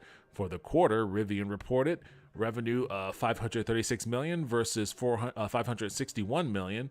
Adjusted EPS $1.57 versus $1.86. However, the company said it would still hit its 25,000 annual production forecast, meaning it will have to produce around 10,600 vehicles in the fourth quarter to hit that goal. Rivian also disclosed it had 114,000 pre-orders for its R1 vehicles. I've seen a few of those Rivian trucks on the road here, and they look sweet. I like them. I did some videos on them on the channel way back in the day, and I liked them then, but seeing them in person, they actually do look pretty handsome. And supposedly they're fun to drive too. They're just out of my price range. Not that I'm in the market for a car right now, but should I swap on from the old trusty Hyundai I have, then, you know, I would like a truck. I like the F-150, so F-150 Lightning seems like it would be the logical step for me, but, you know, I could be talking to a Rivian maybe if they were brought down in price a little bit. Though the company burned through cash in the quarter, it still sees a 5.4 billion adjusted, I don't even know what the fuck that acronym means, EBITDA loss for the year. CEO RJ Scaringe was confident that the company was in good financial position. We have a strong balance sheet with 14 billion in cash that offers us the flexibility to navigate these uncertain economic times and look for capital efficient methods to drive growth, Scaringe said. Looking ahead to the future, Rivian pushed back the launch of its R2 vehicles to 2026, with the opening of its new factory in Georgia happening in 2025. All right, so Rivian's on the move. They're closing the gap. They've got some good numbers, even though, yeah, the economy comes for us all, and it looks like it may be affecting them a bit too. But, you know, again, like as these companies rise, I don't think NIO is an overseas competitor to Tesla. So whatever Tesla is doing in the Chinese market or the Euro market, they'll have to worry about NIO over there more than they do over here. But, I mean, that's the concern for a global company. I mean, a global tarnish of the brand. A tarnish of the brand tarnishes the brand globally. So we'll see. We'll see how Tesla responds to all of that. It's a lot of tumult. It's a lot of tumult for a company to go through. But it isn't just Tesla or Twitter. Like, right now, there's a lot going on in the tech markets. Nailed it. Amazon becomes the first company ever to lose $1 trillion in stock value. The top 4 most valuable U.S. companies reportedly lost a combined $4 trillion in market cap this year. Now, again, this is a good time to remind you that a lot of these numbers are just flat out a lot of this money is just make believe. So, take that for what it's worth. Like, all these valuations and all of this, all of this money that's tied up in the stock value of these companies. It's not like it's a pile of trillions of dollars they're sitting on. It's just numbers in a spreadsheet that go up and down. So yes, it's bad, but it's not quite as bad as it may seem. I mean, it may let on, at least. Though still bad. It could still cause people to lose their jobs, for certain. Amazon, one of the first companies to join the prestigious $1 trillion valuation club, just passed another admittedly less desirable milestone. This week, Jeff Bezos' Everything store became the first publicly traded company to lose $1 trillion in market valuation. The mind-boggling figures, first noted by Bloomberg, are the results of a worsening economy, repeatedly dour earnings reports, and a massive stock sell-off. Amazon, valued at $1.882 trillion on June 21st, on Thursday reported a comparatively measly $8.78 billion valuation. Microsoft, which briefly surpassed Apple as the world's most valuable company last year, wasn't far behind, with the market valuation losses hovering around $900 billion. Combined, the two companies' decline capture the effect of a lousy year most in tech would like to soon forget. Those declines aren't just limited to Amazon and Microsoft. The top 5 most valuable U.S. tech companies reportedly lost a combined $4 trillion in value this year. To put that in perspective, that's more than the combined GDPs of Turkey, Argentina, and Switzerland. That's crazy. Like, at a certain point, we have to come to the conclusion, just as a society in general, that no independent, privately owned, or even publicly owned company should have that level of wealth and valuation. Like, no company should be worth more than the GDP of a major nation, especially in a country that is still at this moment has the imperial foothold in the world, and is in and of itself a pseudo-democratic oligarchy. Like, these are the people that control our policy, and it's easy to see why when these companies have more wealth than the combined GDPs of 3 major nations. Amazon in particular disappointed investors last month with third quarter revenues that failed to beat expectations. Worse still, the company said it's expecting to post fourth quarter year-over-year growth of just 2.8%. That's fine for a normal company, but there's nothing normal about Amazon, which was until now a relentless growth machine. Like many other companies, Amazon also had to contend with declining e-commerce shopping as consumers, less concerned with COVID-19, began to trickle back into retail stores. So is that what happened then? Everybody turned to Amazon when the lockdowns were in full effect, but now that nobody gives a shit about COVID anymore, retail stores are starting to fight back. They're starting to fight back against the empire. I don't know how consequential that is, how accurate that might even be, but I can see it. I could see it. I'm trying to think of the last retail store I went and bought something in that wasn't like a grocery store. And I really don't. I guess I went and, I bought the fan for this CPU at a Best Buy. That would normally be something that I would definitely get off of Amazon, but I got it at that Best Buy because I was eager to get it immediately. I wanted to fix the problem I was having with my computer and didn't want to wait another day without my computer. So I just went to a nearby Best Buy and bought that CPU fan. Which, by the way, let me see how it's doing right now. How you doing? 82. All right, it's not bad. It's not bad. If I had an intercooler, it would be much cooler, but 81 is doable. I'm pushing it a little bit with my streaming here. I'm not gaming anything. If I was playing a game, it would probably be 92. Gets pretty hot. Anyways,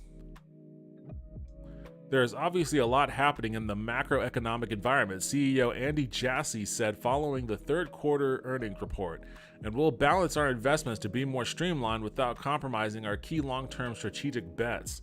On the plus side, Amazon so far managed to avoid the eye-popping layoffs that have impacted so many of its tech industry compatriots. That's not to say there aren't reasons for concern. Earlier this month, the company moved to expand an earlier hiring freeze to cover all its corporate employees. In a memo, Amazon's Senior Vice President of People Experience Technology, Beth Galetti, cited an uncertain economic outcome and rise in hiring in recent years as the main drivers behind the slowdown. Zooming out, the record valuation losses arguably say just as much about the particularities of the modern global economy as it does about one single company. Just 4 years ago, Apple became the first company to achieve the $1 trillion valuation mark.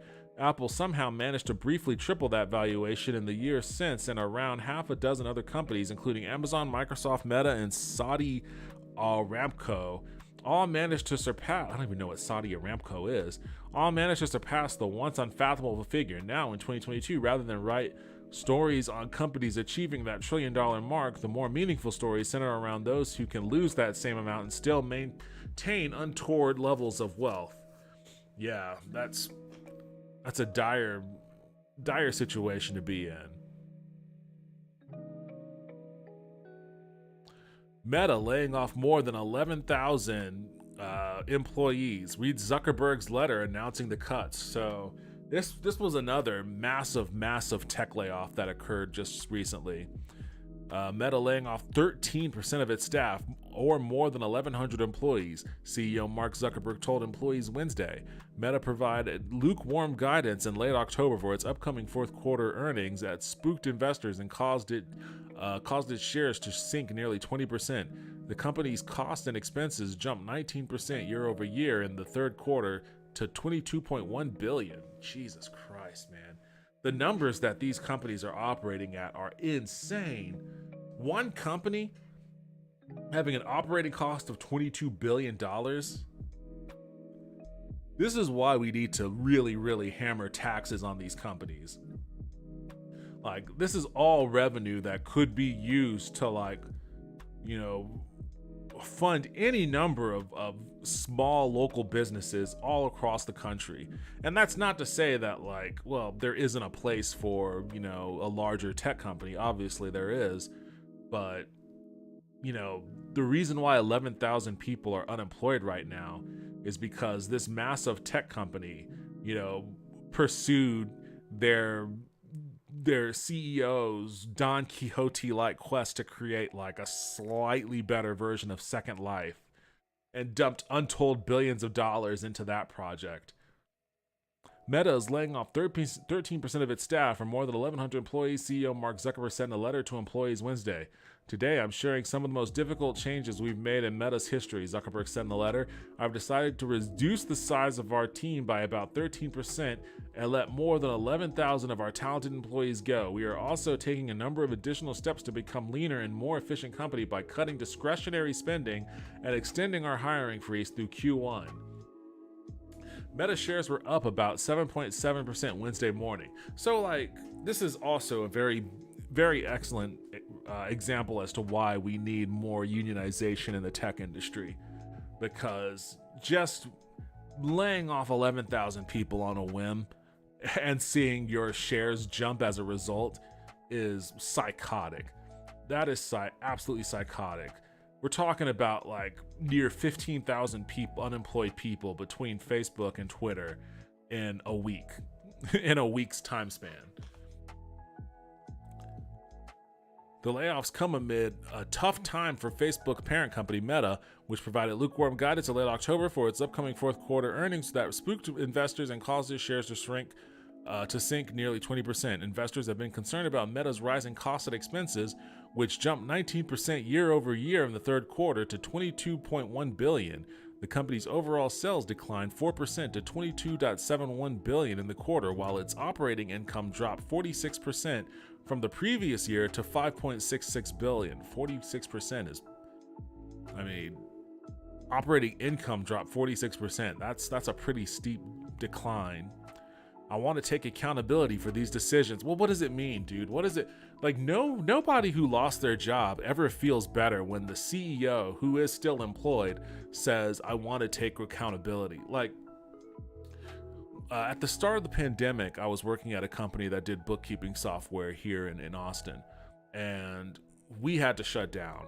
Like, it wasn't layoffs, it was the company that was shutting down. Like, and we got the news from our CEO in like a company Zoom meeting, and I could tell that, you know, when he was taking responsibility for blah blah blah, all that stuff that happened, like, it was obvious that it meant a lot to him because it was his, you know, project that he had started several years ago. He was always super excited about the prospects of, you know, automated bookkeeping and all that sort of stuff. And it wasn't just that he was, you know, laying off a bunch of people that had come to depend on him to, you know, guide this business in a stable and profitable manner, but it was also just that, you know, yeah, there is a sense that, yeah, I just doomed a lot of these people at the worst possible time, you know, during a pandemic.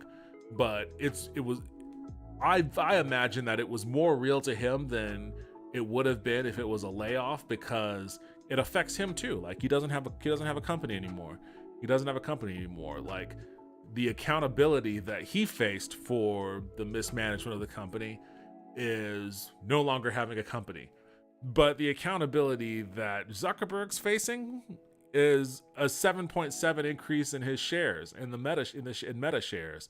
Like, what accountability is he actually facing for having to make these decisions? Like, is he gonna let every employee punch him in the stomach on the way out the door, or what? Like, he's not. It doesn't affect him. It doesn't matter to him. So it doesn't mean anything when he says that he's gonna take accountability. Like, it's just bullshit. I want to take accountability for these decisions and for how we got here. I know this is tough for everyone, and I'm especially sorry to those impacted, Zuckerberg said. He said Meta is making reductions in every organization, but that recruiting will be disproportionately affected since the company plans to hire fewer people in 2023. The company extended its hiring freeze to the first quarter with few exceptions, Zuckerberg said. This is a sad moment, and there's no way around that. To those who are leaving, I want to thank you again for everything you put into this place, he added. Impacted employees will receive 16 weeks pay plus 2 additional weeks for every year of service. That's not bad. I've definitely seen worse severance packages. 2 weeks for every year of anyone that was there for like several years will at least get a little bit on top. So yeah, that's a decent severance package, really. You see, that's like what? That's like a half a year, right? 16 weeks. About 4 months, a little under half. So it's about 4 months plus a couple of weeks per. Yeah, that's not bad. Meta is heavily investing in the metaverse, which generally refers to a yet-to-be-developed digital world that can be accessed by virtual reality and augmented reality headsets. This hefty bet has cost Meta $9.4 billion so far in 2022, and the company anticipates that losses will grow significant. Oh my God. You know what really sucks about this is that Armature Studios, the company I used to work at, the ones that made Recore back there, they were just recently purchased by Meta. They had some publishing deals with them in years prior where they were developing games for their Oculus headset. They did a Fail Factory, they did a sports game, and most recently, they did the Resident Evil 4 VR game and won Game of the Year for their efforts. So, you know, again, congratulations to Armature for winning Game of the Year for their Resident Evil 4 VR adaptation. It was enough to earn them being purchased by Meta, so they are now a Meta company, and I assume that they are going to be a Meta company in the service of developing games for the Oculus and maybe other VR-related experiences. I don't know if they're going to be working on this metaverse stuff specifically, but maybe. But it's crazy to think that, like, just weeks after they announced being being acquired by Meta, you know, Meta then turns around and has these crazy massive layoffs. And then on top of it, they come out and say that, you know, they lost 9.4 billion in 2022, and they still anticipate that the losses will grow significantly year over year. Like, brutal, dude. Why? I mean, that's just crazy. Like, the way that the tech world operates is just, it's a madhouse. It makes no sense. Like, you can't do that. You can't operate this way at any other business. Any other business, like, you gotta put up or shut up real quick. You can't operate with this whole, yeah, we're gonna be evaluated as this massive trillion-dollar company, but we're just losing billions and billions day after day, and this is gonna happen year after year. You know, we gotta lay off whole swaths of our company because, you know, we don't know what the fuck we're doing, basically. Yeah, like, it's crazy. Zuckerberg said during a call with analysts as part of its third quarter earnings report that Meta plans to, quote, focus our investments on a small number of high priority growth areas during next year. That means some teams will grow meaningfully, but most other teams will stay flat or shrink over the next year. In aggregate, we expect to end 2023 as either roughly the same size or even slightly smaller organization than we are today. Meta counts more than 87,000 employees as of the end of September. Do I even want to read this letter? It's just brutal. All of this shit is really, really just brutal shit. And that leads to the final story of the day. And wrapping up all of this is the absolutely psychotic nature of what has been going on in the tech industry in the year 2022 at large. Here's a rundown of tech companies that have announced layoffs in 2022. Meta cut 11,000 jobs on Wednesday in the biggest tech layoff of 2022. The tech industry has seen a string of layoffs this year in the face of uncertain economic conditions. Layoffs come as digital advertisers are cutting back on spending and rising inflation curbs consumer spending. Inflation comes for us all, even those of us in tech. The job cuts in tech land are piling up as companies that led the 10-year stock bull market adapt to a new reality. Days after Twitter's new boss Elon Musk slashed half his company's workforce, Facebook parent Meta announced its most significant round of layoffs ever. Meta said on Wednesday that it's eliminating 13% of its staff, which amounts to more than 1,100 employees, or 11,000 employees. Last month, Meta announced a second straight quarter of declining revenue and forecast another drop in the fourth quarter. Digital advertisers are cutting back on spending as rising inflation curbs consumer spending, and apps like Facebook are suffering from Apple's iOS privacy updates, which limit ad targeting. Tech layoffs. I'll click on this video here in a second. Let's just go. Actually, you know what? Why don't we just watch that now? Let me mute this bad boy. We could play. Big tech announcing a slew of layoffs this year as Amazon, Twitter, other companies that aren't necessarily big tech have announced that they're paring back their workforce. Many more announcing that they are slowing hiring or freezing hiring for the time being. For more on this, let's bring in Mark Fields, former CEO of Ford and Hertz. He's now a CNBC contributor, and BET founder Bob Johnson, founder and chairman of RLJ Companies and chairman of Retirement Clearinghouse. Gentlemen, good evening. Bob, should we be worried about our jobs in this economy? And how are we going to be able to determine what's coming? Why start with that question? Yeah, thanks, John. I'm not sure on the micro level that individuals should be worried about their job. I think on a macro level that in order to tame inflation, you've got to do something to let's hear it. Let's hear it. Spending from the standpoint of fiscal policy, and you've got to have a Fed that's going to figure out a way to execute the trade-off between inflation and controlling unemployment.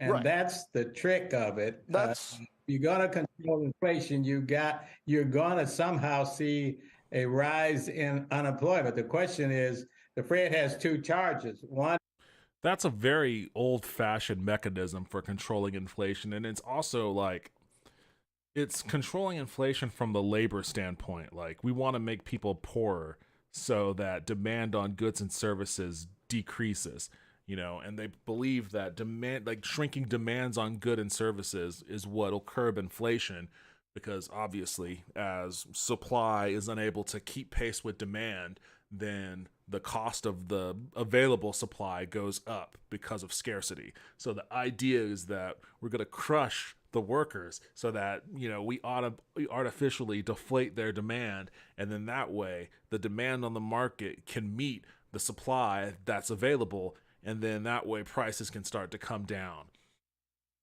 But that's a policy that assumes that the reason for inflation is because workers have too much money. And you'll hear these guys say this stuff. They'll be like, people make too much money. We gotta lower wages. We can't raise the minimum wage. Like, wages are too high as it is. Like, we need to lower wages. We need to cut down on the consumer's ability to purchase. We need to curb their purchasing power, and then that way inflation will get under control. But the problem with inflation in this particular environment doesn't have really anything to do with the amount of money that workers have. People are making historically less than before. Like, they've seen pay raises in some instances, but those pay raises have been drastically offset by the spike of inflation. So they're actually end up at the end of it making less money. They took a pay cut. Despite whatever wage gains they may have gotten, the increase in inflation nets out to a pay cut. So it's not that consumers having purchasing power is increasing all this demand, and that's why supply can't keep up, and that's why inflation's occurring, so we got to crush workers. No, the reason why supply can't keep up with demand is because the supply isn't being manufactured to that point. And it's because, they're not paying enough to incentivize people to want to work under shitty conditions. Like, if you're in manufacturing is tough as hell work, depending on what it is you're manufacturing. But even stuff like clothing is hard as hell to put together, let alone if you're like putting together cars or planes or any kind of manufacturing. Even if it's just, socks or latex gloves. There was a big concern during the pandemic about so much of our medical supply chain relying on manufacturing from China. And part of the presidential platform promises you would hear is we would be bringing back manufacturing of our necessary goods from China, especially in our medical field, our medical supply chain. We'll be bringing that manufacturing from China back to America. But what does that mean? It would mean, having to pay more to manufacture those goods. The reason why a lot of our manufacturing is in China and Mexico right now is because it's cheaper to manufacture it over there and then just import it here. But if we're going to start doing manufacturing here, then we would have to start, incentivizing people to want to work under those conditions. You want to work in a factory, then, you're going to have to make an X amount of money. You're going to have to make enough money to be able to afford rent and bills and utilities and still have some money to enjoy life, right? That's all people really want.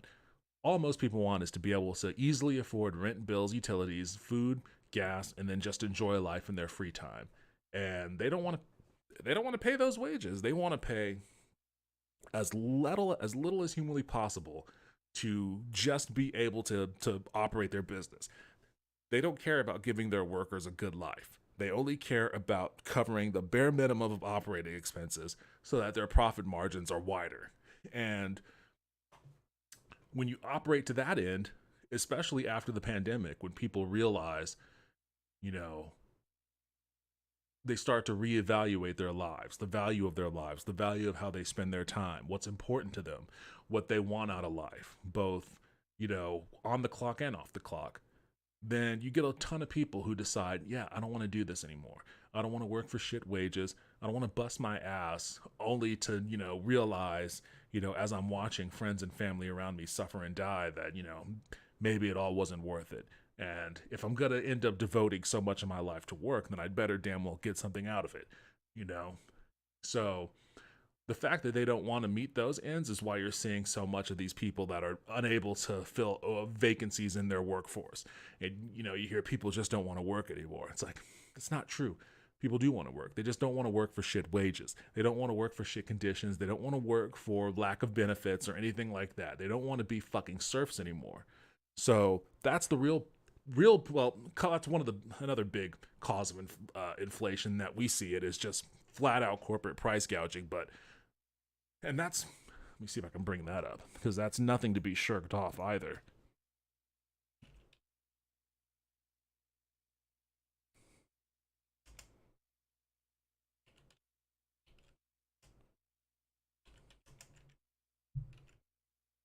I looked this up the other day. I'm hoping it was.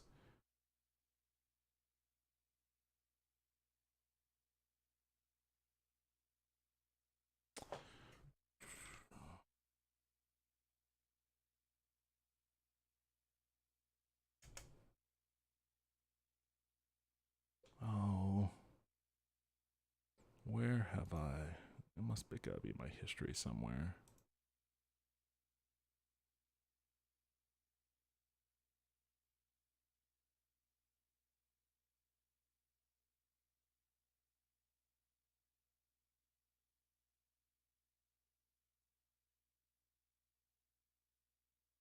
All right, let me see if I can find this.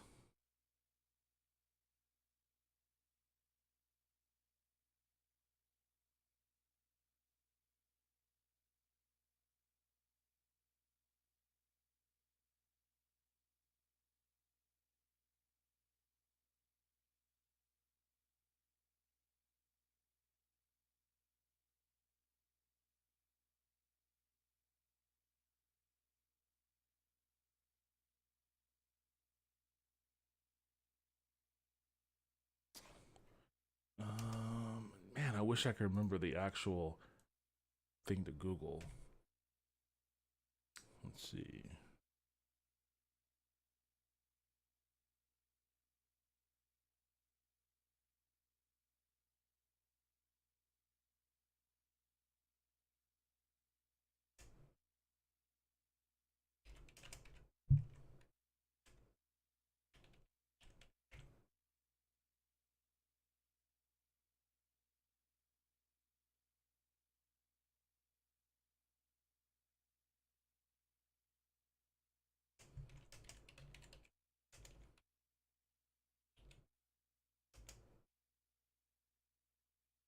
I think that 54% was the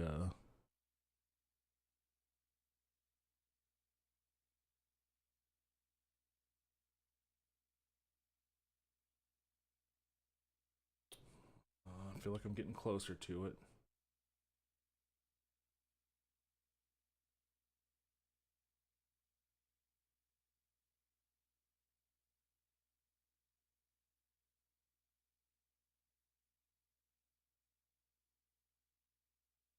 Yeah, it is 54%.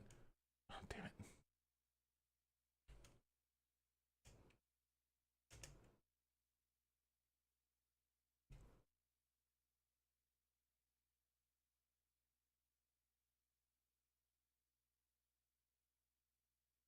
Here it is. Here it is. All right, after some intrepid Googling, I found what I was looking for. Corporations are using inflation to pad profits, economists say. From the grocery store to the gas pump, prices have gone up across the board. Corporations have cited inflation, workforce shortages, wage increases. I mean, it's all the same shit there. Like I just walked down this line.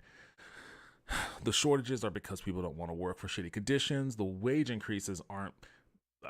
Any wage increase that has occurred has been wiped out by the price of inflation. And the only reason why they don't want to increase wages, again, is because they want their profit margins to be as fat as possible, and supply chain disruptions, which is actually like the real thing here, among the reasons why. But they all may be excuses. While these things have affected companies, they have passed most of their increased costs onto consumers. And some corporations are recording record profits while many working Americans struggle to afford things they need. Mega corporations are taking advantage of this crisis to pad their profits by passing along more pricing than is justified by the rising input costs alone, said Rakeem Maboud, chief economist and managing director of research and policy at the Groundwork of Collaborative. Input costs are the set of costs incurred to create a product or service, including direct labor, direct material, and overhead, according to accounting tools a company founded and certified public accountant by a certified public accountant to provide information and training to practicing accountants. Mahbood spoke on a panel hosted July 8th by Ethic Media Services to discuss current inflation and the prospect of a recession. Recent research supports Mahbood's claims about corporate profits. Nearly 54% of recent inflation can be attributed to corporate profits, which is in contrast to the 11.4% stake that corporate profits had in rising prices between 1979 and 2019, Mahbood said, referring to Economic Policy Institute data. 54% of the recent inflation costs are directly attributed to corporate profits. Used to be 11.4%, but now it's 54%.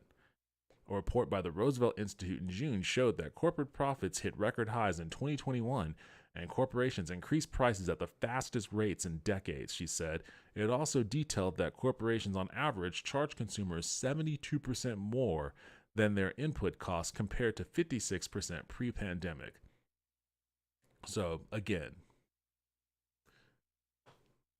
for the legitimate reasons of inflation right now in our current ecosystem, it's a supply issue, and it's a supply issue that's largely fueled by people just not wanting to work for shit wages, people wanting better conditions for themselves, in addition to people who fell out of the workforce for other reasons, be it illness or becoming disabled, or just flat out not wanting to work anymore.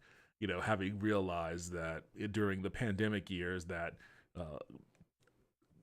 life can be so much more enjoyable than devoting yourself to being a wage slave. But, and all of that is are very valid reasons for supply to be depressed. And so when supply can't keep up because they can't get the workforce and workforce necessary to reach demand, then that creates inflation because they have a artificial limit on how much product they can output. And when they have an artificial limit on how much product they can output, they have to increase those prices in order to make their operation solvent. So that's where that cost increase comes from the supply side. But in addition to that, because that is happening, and that's definitely affecting inflation that we're all seeing globally, not just in America. Inflation is an American unique problem right now. It's a global problem, and it's happening all over the world, and that's a contributing factor to it. But on top of that, corporate price gouging. So whenever you see these dudes on CNBC talking about, all the greatest hits of how to battle inflation, we gotta have the Fed raise rates, and basically all of these different avenues in which you attack labor so that people don't have as much money. Like, it's this they're protecting corporate profits. They're protecting their profits. Things have never been better for these dudes. And they don't want that party to end. So they're gonna do what they do best, and they're gonna scapegoat labor. Is controlling inflation through monetary policy, and the other is keeping a level of employment and controlling unemployment in the best interest of the people of the country. And Fed Chair Powell, though, is talking. That's a trick that has. Yeah, he's talking about pain, which means that they want to see fewer job listings. They are willing to see unemployment a bit higher. And Mark, crazy. This makes me wonder at sort of the. We don't have the social safety nets in this country to support having a psychotic Fed policy like that. Like, we already have a situation in this country where we have out of control homelessness, like homeless situation that's untenable in most major cities. The idea that we're going to just start shoving people into this sausage grinder with no real valid safety net is cruel. It's cruel and inhumane, in addition to just being dumb policy. Micro level, when people at home who are concerned about their jobs and their raises, perhaps, what kind of an era are we headed into, and to what degree is Q4 and how much consumers have the power to spend? How pivotal is that going to be in what happens at the beginning of next year? Well, I think you're starting to see consumers be stretched a little bit. You know, they're trading down on things like accessories and clothing and things of that nature. But also at the same time, when you look at their balance sheets, listen, compared to obviously the last recession and pre-COVID, consumers' balance sheets are in pretty good shape. That being said, you know, when you look at the savings rate, it's down to about 3%, which is obviously below the COVID-induced high savings rates, but it's actually down the lowest it's been in the last decade or so. You're seeing credit card balances go up significantly. And, you know, your credit card.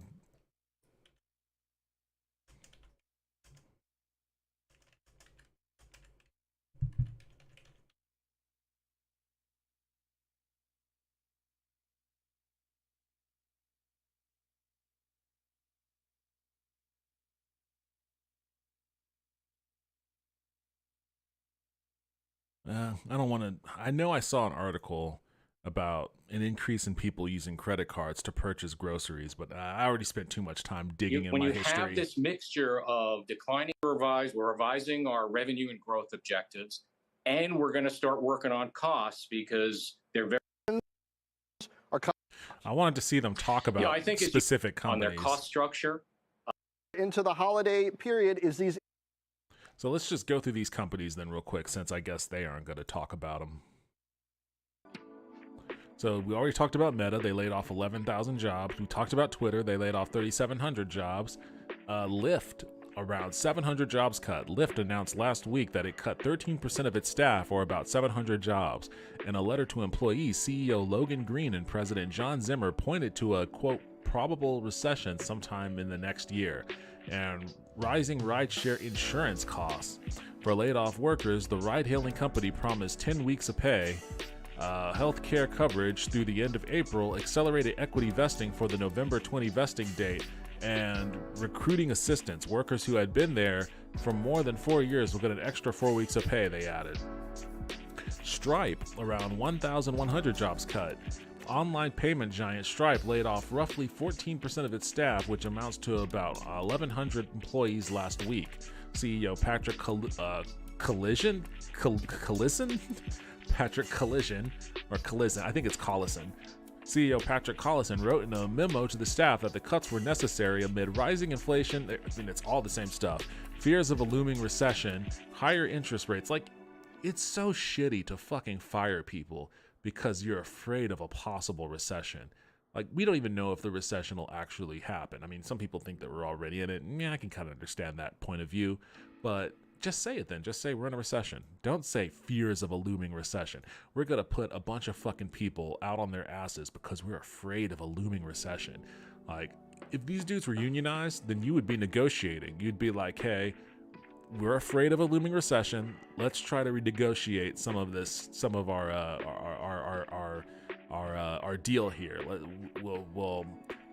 We need pay cuts from you. We need some pay cuts. We may need to scale back some benefits. We'll keep you guys employed. We may need to, stagger some of the shifts or whatever it may be. There needs to be unions so that all these people just aren't put out on their ass because some CEO has a little bit of a shiver about the possibility of a recession. Like, yeah, you're gonna start all these motherfuckers are gonna start the recession. You just cut like fucking almost 16,000, 17,000 jobs between these four companies. You're gonna kickstart the recession, dude. You're gonna kickstart the recession, especially if all of these, we already have a housing market that's in the midst of crashing. And if all of these dudes have to put their houses on the market because, they can't afford to live wherever they were living when they lost their jobs, and they have to downsize and move somewhere to the middle of the country, you're only going to accelerate an already worsening housing market, which, hey, maybe that's for the better. Maybe we all need to keep rooting for this crash, but it's a self-fulfilling prophecy. It's a self-fulfilling prophecy to fear a looming recession. So all of you guys, come together and start firing all of your workers in advance. Higher interest rates, energy shocks, tighter investment budgets, and sparser startup funding. I guess, is Stripe still technically a startup? Taken together, these factors signal, quote, that 2022 represents the beginning of a different economic climate, he said. Stripe said it will pay 14 weeks of severance for all departing employees and more for those with longer tenure. It will also pay the cash equivalent of 6 months of existing healthcare premiums or healthcare continuation. Stripe was valued at $95 billion last year and reportedly lowered its internal valuation to $74 billion in July. Yeesh. I mean, that's still nothing to sneeze at. Coinbase with around 1,100 job cuts. Now these guys, yeah, you can blame the recession for it, but really it's the crashing crypto market, I think, that's crippling these dudes. In June, Coinbase announced 18% of full-time jobs. It cut 18% of full-time jobs, translating to around 1,100 people. Coinbase CEO Brian Armstrong pointed to a possible recession. No, that's not the reason. Not for Coinbase. A recession doesn't have much to do with fucking the crypto market.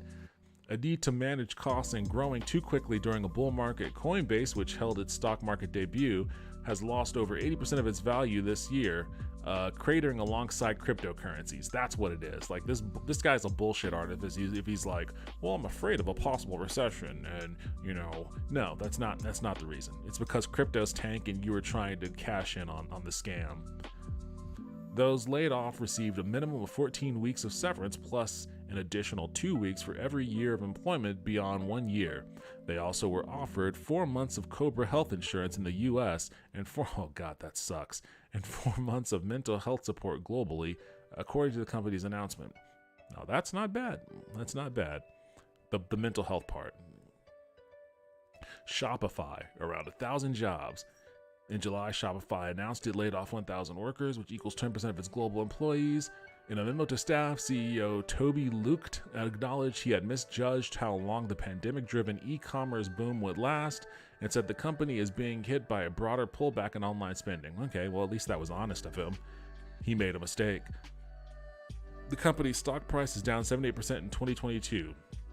Shopify says employees who were laid off will receive 16 weeks of severance pay, plus 1 week for every additional year of tenure at the company. Cool.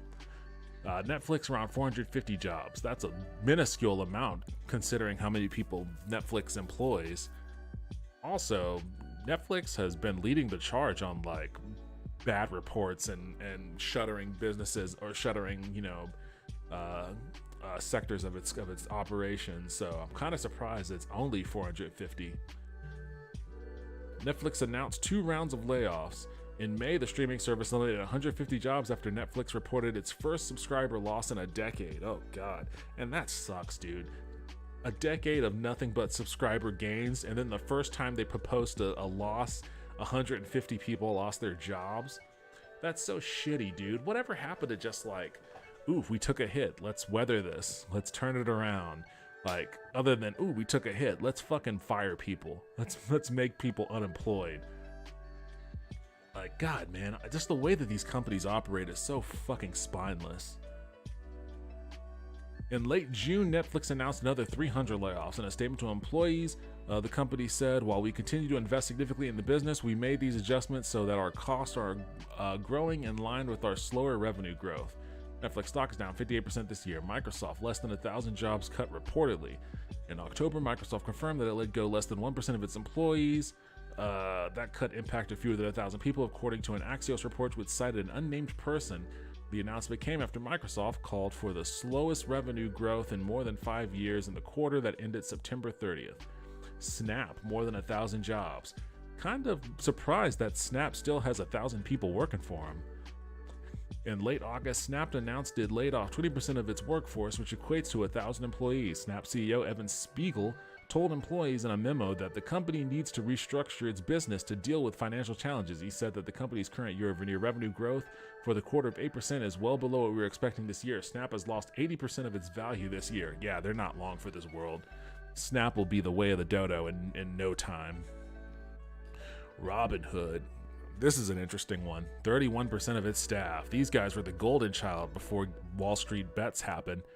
But then even after Wall Street bets happened, like they were still, widely talked about, widely discussed, largely in revelry, or at least amongst the CNBC contingent. Retail brokerage firm Robinhood cut 23% of its staff in August after slashing 9% of its workforce in April. Robinhood CEO Vlad Tenev blamed deterioration of the macro environment with inflation at a 40-year highs accompanied by broad crypto market crash. I can believe that for the most part, the crypto crash for certain. The stock is down by more than half in 2022. Chime. So, 160 jobs. Earlier this month, fintech company Chime laid off 12% of its workforce, or about 160 employees. Chime spokesperson told CNBC the so-called Challenger Bank, a fintech company that exclusively offers banking services through websites and smartphone apps, is cutting 12% of its 1,300-person workforce. The company said that while it's eliminating approximately 160 employees, it's still hiring for select positions and remains, quote, very well capitalized. Private investors value Chime at $25 billion just over a year ago. And last but not least, Tesla, cutting 10% of salaried employees. In June, Tesla CEO Elon Musk wrote an email to all employees that the company is cutting 10% of salaried workers. Tesla will be reducing salaried headcount by 10% as we have become overstaffed in many areas, Musk wrote. Note, this does not apply to anyone actually building cars, battery pack, or installing solar. I don't know about that one. We just had a story. He said that in June. So in June, he said that people installing solar won't be impacted. But just recently, people installing solar were told to hit the bricks. So funny how that changed. Hourly headcount will increase. So there you go. The tech industry is taking a pretty massive hit right now. And I don't root for any of these guys to fail except Twitter. Twitter is the only one I want to fail. And by extension, I guess maybe Tesla. Like Tesla still has a lot of value in like the power wall and the solar panels, but I just want them to be purchased by someone else. I want Elon Musk to have to sell it. I want him to go away. He's not good for any of this. And neither is Zuckerberg. I actually want bad things to happen to him too. Fuck that guy. So yeah. A lot of bad stuff happening right now. The markets are tough. It's tough out there, everyone. The markets are tough. The job market's tough. Housing market's tough. Buying groceries are tough. Filling up your gas tank's tough. Getting hired's tough. Getting fired's pretty easy, it turns out. But everything else is pretty tough right now. So, hang tight. Hang tight. Oh, man. All right. Where am I at on this? 2 hours. I started this a little bit late, so I am going to end it right now. I was hoping to have Rami on to react to stuff, but she wasn't feeling up for it today, so with that, hopefully, I'll probably be back tomorrow. I'll probably stream tomorrow. And hopefully I will have either Rami or Justin joining me. I'll have to see which one's up for tomorrow. Both of them were supposed to join me this week. Neither one of them did, so inconsistent streaming this week. I'm sorry about that, but I hope that tomorrow one of them will be able to join me, and hopefully we could do some fun reactions. I do want to react to these videos that Dina sent me, so hopefully we can do that. I'm still just waiting. As far as gaming is concerned, I'm still just waiting for Tactics Ogre. Which actually, that might be right now. I think that may have dropped today. Oh, what happened to my Steam? It crashed on me or something?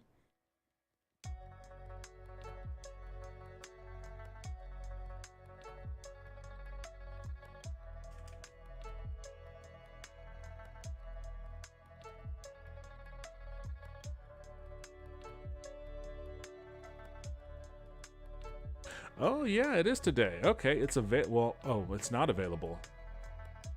It says pre-purchase, but it says coming November 11th, which is today. So I guess maybe later today it'll come live. Well, I don't intend to play it tomorrow, but maybe I'll play it Saturday. I don't know. We'll see. We'll see. But for those that joined, thank you for joining. Again, to the YouTube guys, I'm sorry that I didn't see your messages. Streamlabs messes up on me way too frequently. I got to figure out another solution. Maybe I'll go back to OBS. So Gabriella, sorry, thank you for joining, but sorry I missed you. Isaac, thank you for joining, sorry I missed you. Brian, thank you for joining, sorry I missed you. Dino, thanks for joining. Toaster, Poxborn, sorry that my internet shat out on me earlier. Hopefully you guys can join me tomorrow. We can have some fun. I hope to see you then. Until then, have a good night, and I'll see you tomorrow.